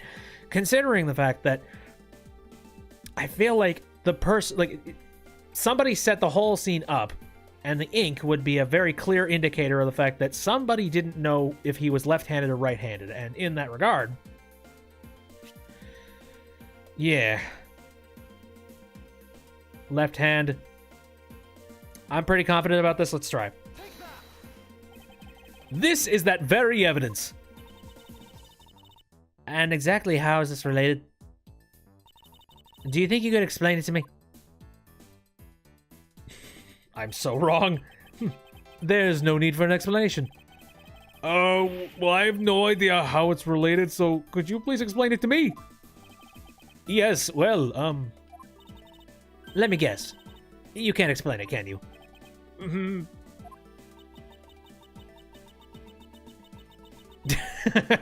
Boy. Goes from miffed to completely pissed. It would appear that I was wrong. There's definitely a contradiction here, and it should resolve itself. Surely a third person here. Just need to go over the evidence and my thoughts. So once again, what's a piece of evidence that proves there is a third person involved? One of the bags strewn in floor lobby number 2 has Faraday's blood on it. You know, one thing that's kind of throwing me off is the fact that this bloody bag seemed to be completely separate from this murder entirely. Why was that?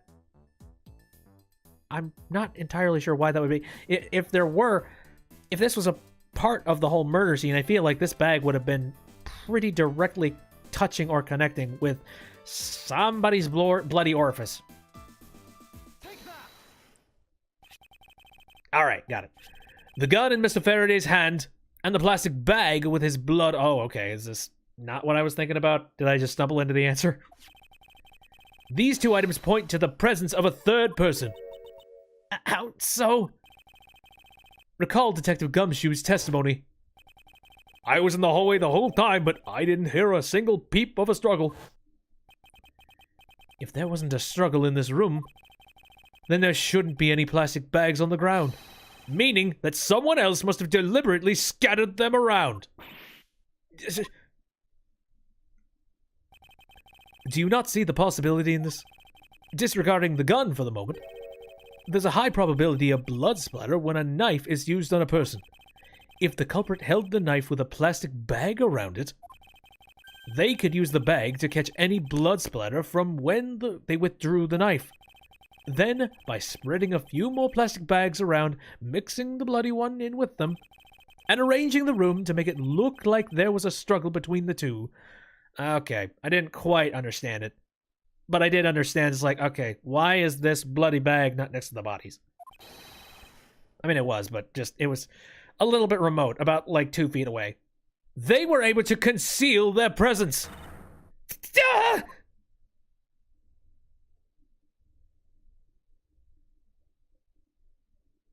What do you think of that, sir?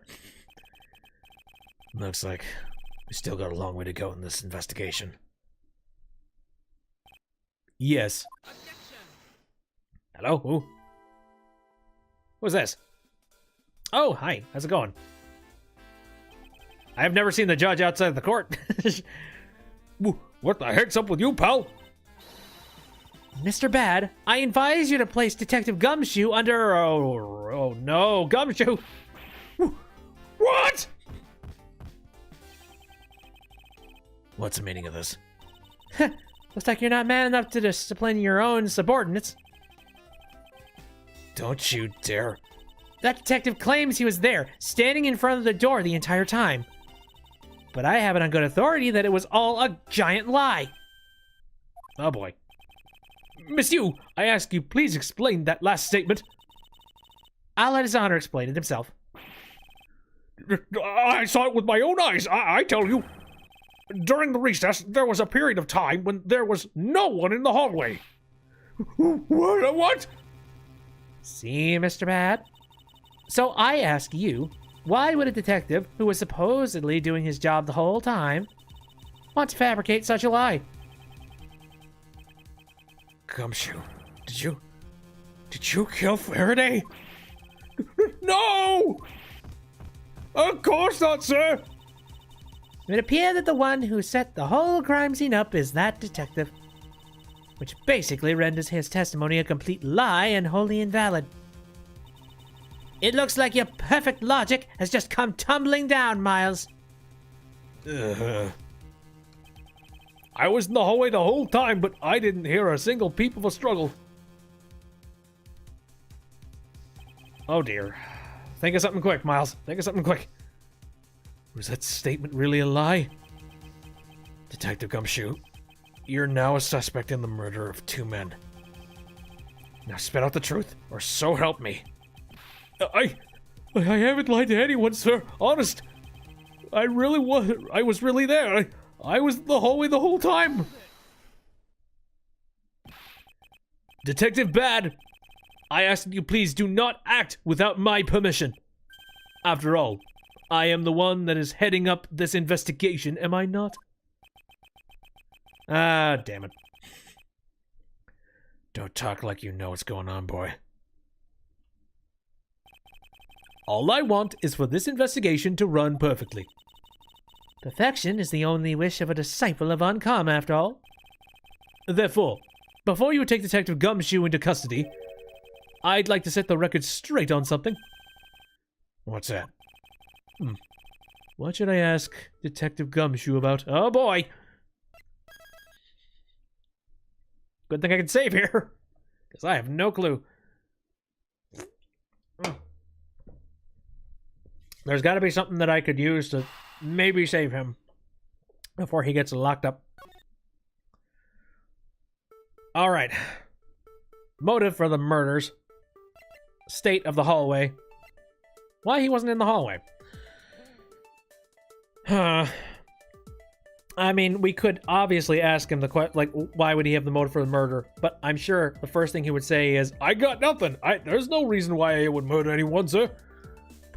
why he wasn't in the hallway. I guess that might turn up some answers. What about the state? I don't have no idea why there would be anything to do with the state of the hallway. I'm kind of curious to see where this is supposed to be leading. Detective Gumshoe, I take it that no one else was in that hallway at any time, correct? Of course not, pal. You're being awfully defensive. Might you be hiding something from me? Watch your mouth, pal. You can't go around saying stuff like that about me without any evidence. I suppose you're right. I have no evidence at this point.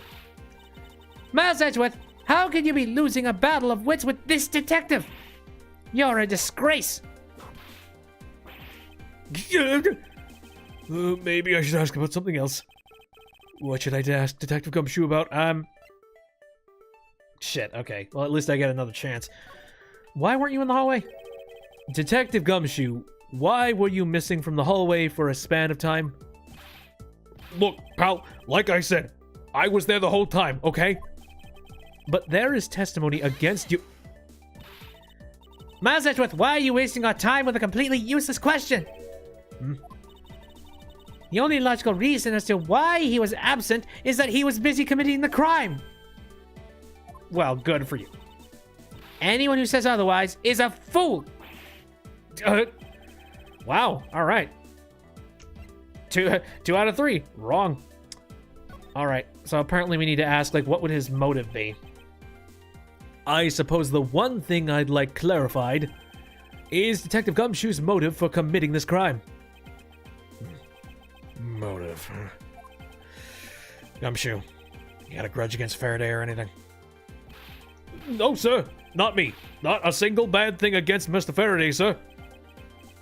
Is that a fact? That is a stink eye. You really have a problem with lying, don't you, Detective Gumshoe? I'm telling you, I am not lying. The more unnatural you act, the more suspicious you become, you know. If you want a motive, Edgeworth, I have one for you right here. Could you please share it with us? However, be forewarned that I won't hesitate to object to flights of fancy, because all I'm interested in is the perfect explanation. You're serious, aren't you? Fine. You amuse me, so I'll humor with a little courtroom practice. Sweet. Yes, it looks like we finally get our court appearance. Me and you, mano a mano. That was about a week ago. I saw the detective get chewed out by a livid Faraday in front of the precinct. He stood there, super pale, as Mr. Faraday yelled, "That's a salary cut for you, you nitwit." A brand new detective suddenly getting his salary cut. That's reason enough for a grudge. Well, how's that for perfect explanation? Meh. You totally misunderstand me, pal. No matter how mad I get, I could never hold a grudge. It's very true. He never does. Quiet. We can't trust anything you say. Sir. There's nothing wrong with the motive she proposed per se, but there are some gaps in her logic that need to be filled in. Misuse perfect explanation. May not be so perfect after all. Motive. All right. So, geez, Gumshoe has only been an officer for about 2 weeks now, right? So in his first week, he's already gotten himself in hot water. And now he's on the trial for murder. Why is everybody on trial for murder? Good lord. A week ago? Then you and Detective Gumshoe are acquaintances? No way. I only met him in person today. Then how did you know about Detective Gumshoe? I've seen him around before. I saw the detective get chewed out by a livid Faraday in front of the precinct. Mr. Faraday was upset? Yeah, you know what else? Mr. Faraday isn't exactly known to get angry often. But there he was, totally beat red in the face. Keep your composure. And the offending detective just stood there, pale as a ghost, like he was about to die. Just like the face he's making right now. I'm completely innocent, I tell you. The poor man.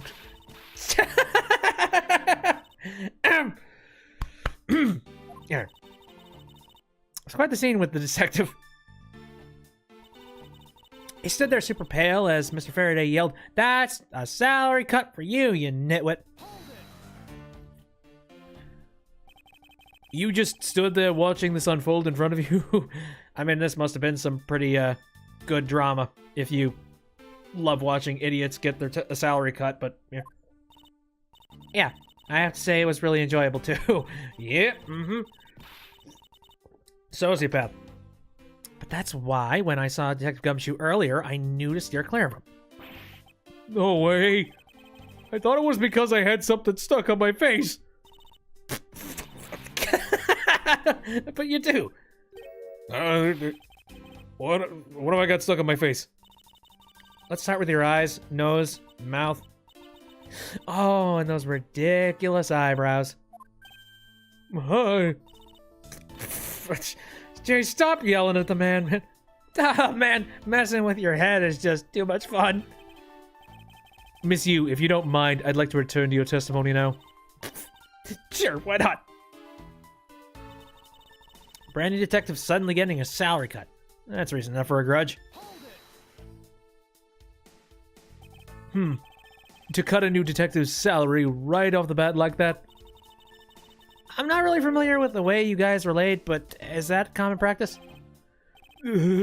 Speaking of cutting my salary, didn't you threaten to do that to me earlier too? Maybe. I suppose I did. It's only natural to cut a worthless detective's salary down to their actual worth. My father can even fire anyone, new or old, with a snap of his fingers. Do you think maybe that's reason enough for detectives to hate you people? Well, I guess. I really shouldn't cut people's pay. Detective Bad, don't tell me Mr. Von Karma cut your salary early. Everybody poor. How's that for the perfect explanation? I don't know. You call your explanation perfect? Is it not your liking? Unfortunately for you, it's just not up to my standards. Oh, is there something you want me to clarify in that case? What should I do? Should I raise an objection? Sure. All right. If you could clear this one thing up for me. Oh, dear. Right, and I see that I could potentially be penalized here, so yes. Saving is a necessity.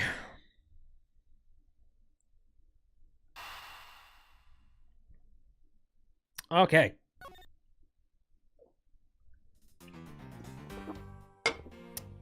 How Mr. Faraday was killed. Motive for killing Mr. Rell.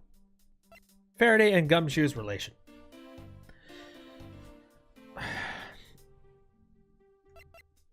What would clear him up fairly well? Because it really does seem like she's got a really airtight explanation as to why he would want him dead. But how Mr. Faraday was killed, no. I think right now we're just trying to prove that Gumshoe wouldn't have a particular specific reason why he would want to kill Faraday. And Faraday was killed via stabbing. Motive for killing Mr. Rell. I mean, yeah. What the hell's the motive for killing him? I would really love to know that. I understand Detective Gumshoe's potential motive for killing Mr. Faraday. However, what about his motive for killing Mr. Rell? His motive for killing Mr. Rell? Like I would know. If there was no clear motive for both of the murders, then I doubt this incident would have occurred. Wouldn't you agree? Is there anyone else who might have had a grudge against either of the two men? Or should we look into that ourselves? Oh, in that case, I have absolutely no idea. Please, work harder for me, man. What? That's impossible. She must know something. Wait. Can you please not glare at me like that? Makes me laugh. I didn't even do anything and you're already laughing away. Well, anyway, the way I see it, as long as he had a motive to kill one of the two, this crime would have played out the way it did anyway. Oh, would you care to explain your logic? And this time, please try to provide a truly perfect explanation. Perfect this, perfect that. Stop being so uptight, or is that a requisite trait for being a Von Karma? Miles Edgeworth, I demand you shut this rude woman up! I wish you'd both be quiet for just 1 second. Oh well, I guess I'll just have to explain it to you kids. Yay, more testimony. There's no one out there with a motive to kill both Mr. Faraday and Mr. Rell. All you really have to establish is that someone had a grudge against one of these two men. Mr. Rell, who happened to be there, became a witness to Mr. Faraday's murder. Therefore, he was killed out of necessity and set up to look like they had killed each other. I wonder if that's really true. Is there no one out there with a grudge against both men?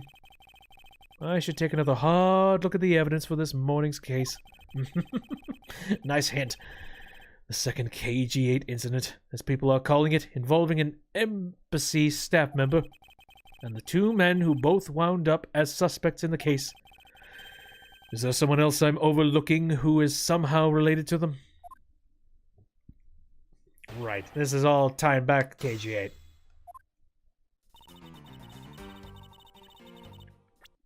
Well, I will save.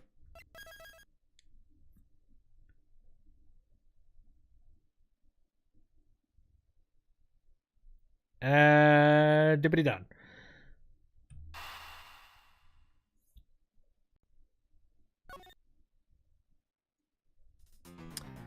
No one out there with a motive to kill both Mr. Faraday and Mr. So there's no one else who might have a grudge against both Mr. Faraday and Mr. Rell? I suppose no one is a bit of a stretch, but I'm pretty sure no one like that was here in this courthouse today. She's lying through her teeth. We just saw someone like that here earlier. Besides, you don't need to provide proof that the killer had a grudge against both men. All you really have to establish is that someone had a grudge against one of the two men. Someone with a grudge against one of the men? In that case, aren't there plenty of other people who fit the bill?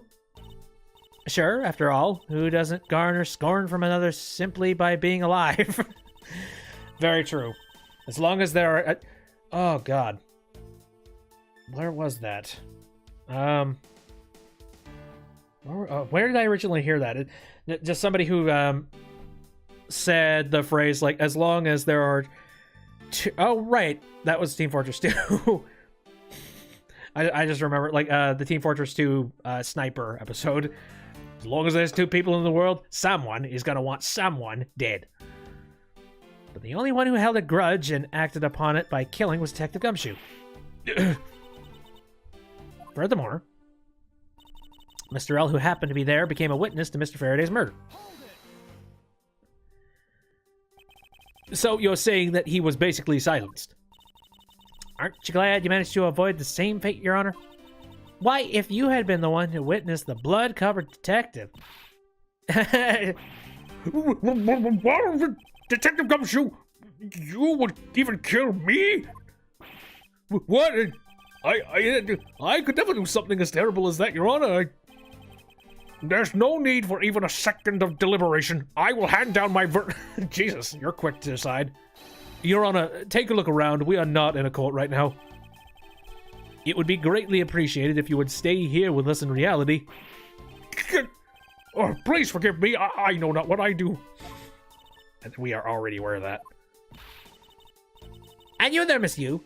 Hurry up and continue with your testimony. If you fail to do so, I will whip you into shape. That's nice. Sounds kind of like fun, actually. Oh, you're that kind of girl. Anyway, Detective Gumshoe had to erase the witness, Mr. Rel. Therefore, he was killed out of necessity and set up to look like they had killed each other.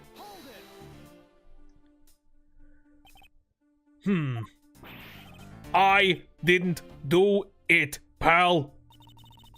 No hard feelings, but I don't think we can take the word of a criminal seriously. But I can't even begin to think up ways to set up a crime scene. Not a good thing to say when you are a crime detective, especially someone on the homicide division.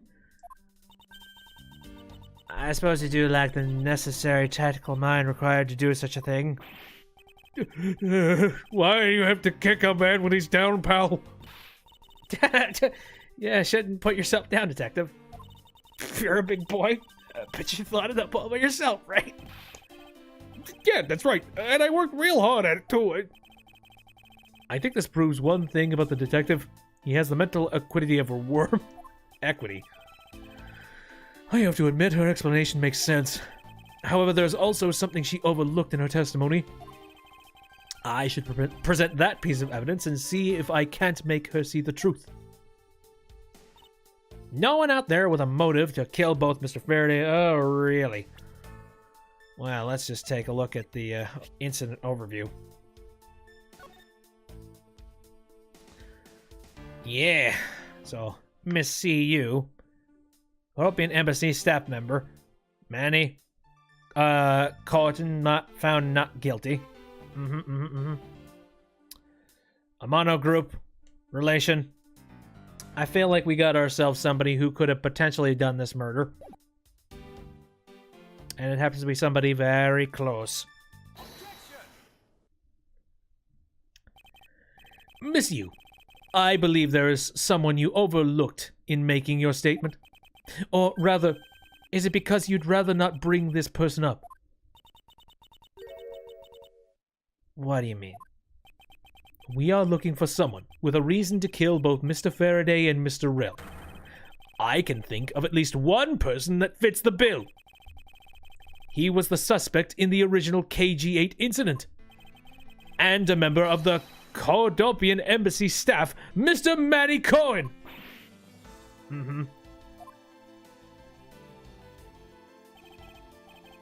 That's right. This very man who came to visit you earlier out in the hallway. Are you trying to cover for him? The man who killed a member of the Cordopian Embassy staff, Mr. Rel. And a man who was the lead prosecutor of the KG-8 incident, Mr. Faraday. Are you telling me that Mr. Cochin has no reason at all to kill both these men? Well, I suppose he might have a reason or two. You covered for me, pal. Maybe you're not such a bad guy after all. Where'd that come from? Dude. Don't get ahead of yourself. You're still a suspect, make no mistake about that. The perfect evidence, the perfect testimony, these are the only things I wish to hold. But I didn't do it. You will stay under my authority and go investigate Mr. Manny Cohen for me. And remember, I will not be very forgiving should any... You want to investigate Cohen? You just be wasting your time. And why is that? Cohen was up in the viewing gallery watching the trial, or so I was told. Every cop in this place has been keeping an eye on the guy since he arrived. Then the only real suspect we have is still Detective Gumshoe. I suppose so. No way. Come on, Detective Bad. You gotta believe me, sir. I really was in that hallway the whole time, sir. I never took a single step into this room, sir. Okay, then, are you saying there was someone else who passed through the hallway? No, there was no one else, sir. Then why should I believe you didn't do it? That is one incredibly foolish detective. Standing right in front of a crime scene all by himself. It's as good as a confession of guilt. I have to admit it's a bit strange.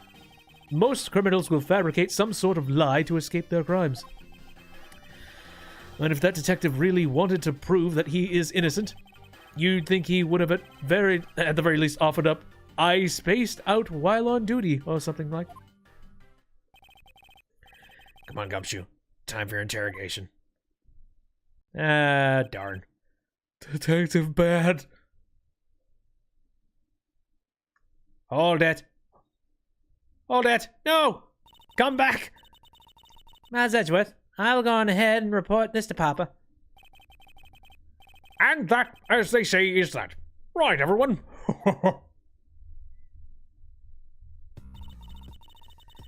Well, I suppose we should both be getting back to our real jobs now, huh? Before we do, Miss Yu, there is something I'd like to speak with you about. What is it? Stop giggling, you fool. There. So, what do you want to ask me about? The current case of the murder Cadopian Embassy staff member. I've heard that people have begun calling it the second KG8 incident. Only among you law enforcement types. And what about it? I'd like for you to tell me everything you know about the original KG8 incident. I'm afraid I can't help you. I don't know anything beyond what was reported in the papers. No, I believe you know much more, since you are directly tied to the KG8 incident. I'd appreciate if you'd stop with the false accusations. Baseless outbursts are useless both inside and outside the courtroom, don't you know? I do, but I also know that I do have a leg to stand on here.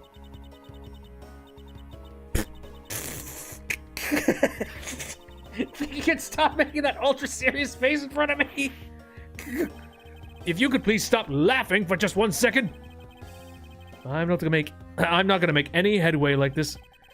I'm just gonna have to show her exactly how related to the KG8 incident she is. Yeah. And I know exactly what he's talking about. Miss Yu, I believe that I have proof of your connection to the KG8 incident. That files your proof? Very well then. Why don't you tell me exactly how I'm related to the KG8 incident? Through the victim. Your connection to the KG8 incident is through the victim. The victim's name is CCU. You will note that she has the same last name as you. Can you really still tell me with a straight face that you are not related to this case? Oh, apparently I'm a comedian. Cool. Sorry, but we're not related. Just kidding. You asked that question with such a serious look on your face that I couldn't help but... Stop it! Take me seriously! I'm a serious prosecutor in a clown suit! Miss Yu, I ask you, please tell me the truth! Alright. I'll tell you everything I know. As you guessed, the one who reported smuggling activities, the Yamano group, was my sister, CCU. As I thought. And she was killed right before she was to testify at the impending trial. By Manny Cohen. But because he was tried once and was acquitted, he gets to live out the rest of his crushy life completely carefree. All because of a lack of evidence? No, I heard that the evidence to convict him did exist. What? I heard from Mr. Faraday himself after Mr. Cohen's trial was over. Apparently a man in black made off with the most important piece of evidence. Then the evidence had been tampered with? Isn't it just like a criminal to do something like that? Smuggling ring being run out of the Amano group by one of the secretaries. They bailed Mr. Cohen out. Turns out they were in league with each other all along. How big was that smuggling ring? Was it a large operation? I don't really know. Which is why I wanted to become the lead defense on this case that people are calling the second KG-8 incident. But I haven't learned anything new at all. I was probably expecting too much, I know. You mean you think this case has nothing to do with the smuggling ring? I don't know what to think. All right, well, let's talk about the man who might be the slasher, as it be, and shooter. Why did Mr. Cohen want to meet with you earlier? Actually, he came to watch the trial. Apparently, he only found out that I was the defense lawyer on this case after he'd arrived. He figured he should say hi, and one other thing. Looks like you couldn't resolve anything this time either. Too bad. What now? What's that supposed to mean? Boy, stop it with the scary face already. I'm fine, really. I gave him a good slap across the face. The way she talks about slapping him as she laughs away is kind of creepy. But it's just as Mr. Bad said. He's not related to the double murder. I asked around and people in the gallery claimed that he was in his seat the entire time. Well, maybe it was a doppelganger. I don't... Talk about cruel fate. Well, this is about all I know. Sorry. Guess I wasn't much help, huh? That's not true. I'm sorry I made you recall such a painful time in your life. Edgeworth, you really are too serious for your own good. You really need to learn to relax. We wouldn't want you to die of stress, would we? Thank you for the advice, but there's no need to worry. I work in my own way, and I will catch the criminal in my own way as well. You'll see. Boy, he's kind of like a supervillain or superhero. Or somebody who is at least super. Look at you with your game face on, ready to go! I'm making no such face. Did you know laughter is the best medicine, Edgeworth? Don't you get tired of making such a serious face all the time? I'm charged with making sure that all the criminals of this world are found guilty. I have no need for laughter. There you go, making that face again. Oh well. I gotta get going. I still have a few loose ends I need to tie up.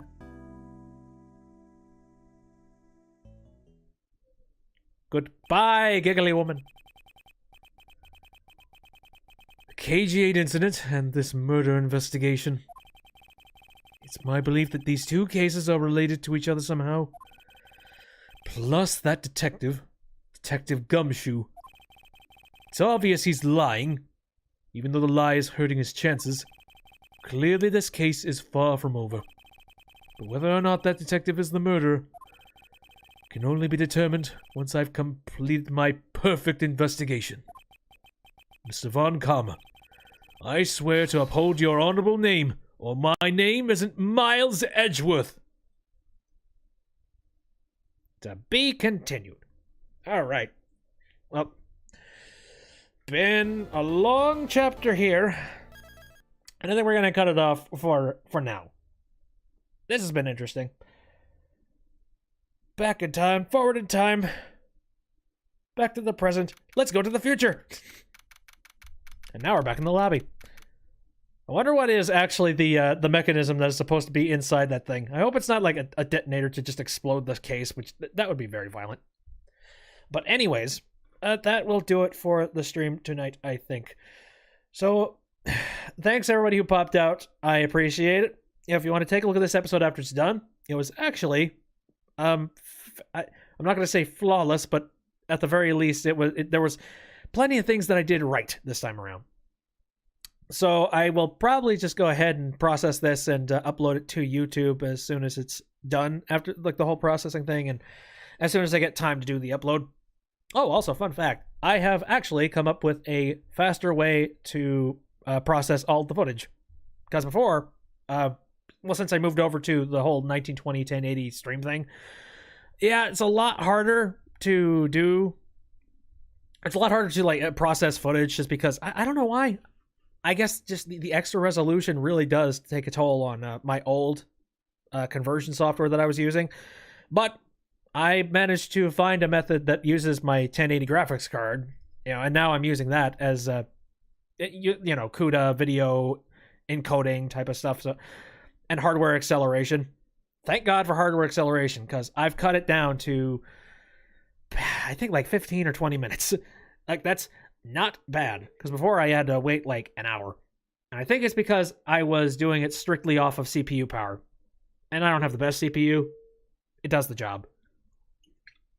But anyway, I stream on Saturdays, Sundays, and Wednesdays, all of them starting at around 7 o'clock p.m. Central Standard Time. Although, tomorrow, I'm not sure. I might actually be starting it at 5 as opposed to 7, because I do have some plans with some friends. I need to, I don't know, I need to hit them up and I need to ask them what we're doing. But just watch the Twitter. I tend to announce any kind of changes or anything to that relation involved with my stream, if there is any kind of changes. Now, some other games I'm currently playing. I'm in the middle of playing this game. This has been fun so far. I am also playing West of Loathing, which I need to get back on, because that's been fun so far. I've been trying to iron out the rest of The Legend of Zelda Breath of the Wild, and I've actually gotten done with all the Divine Beasts. Finally. And I guess the next time I do the stream, I'm probably going to be trying to get that motorcycle thing, which, that should be fun. What else? I've been playing some Hat in Time, like a whole bunch of Hat in Time mods, and those have been pretty fun as of late. Especially since it's officially out, the Hat in Time modding stuff, and now it's a lot easier for people to play it, and I'm sure that brings traffic a hell of a lot more. What else? I mean, nothing particularly. Can't think of anything in particular, but okay, I will say, I hope everybody has a very happy April Fool's Day tomorrow. I'll say. Anyways, that'll do it. So thanks for coming out. See you next time.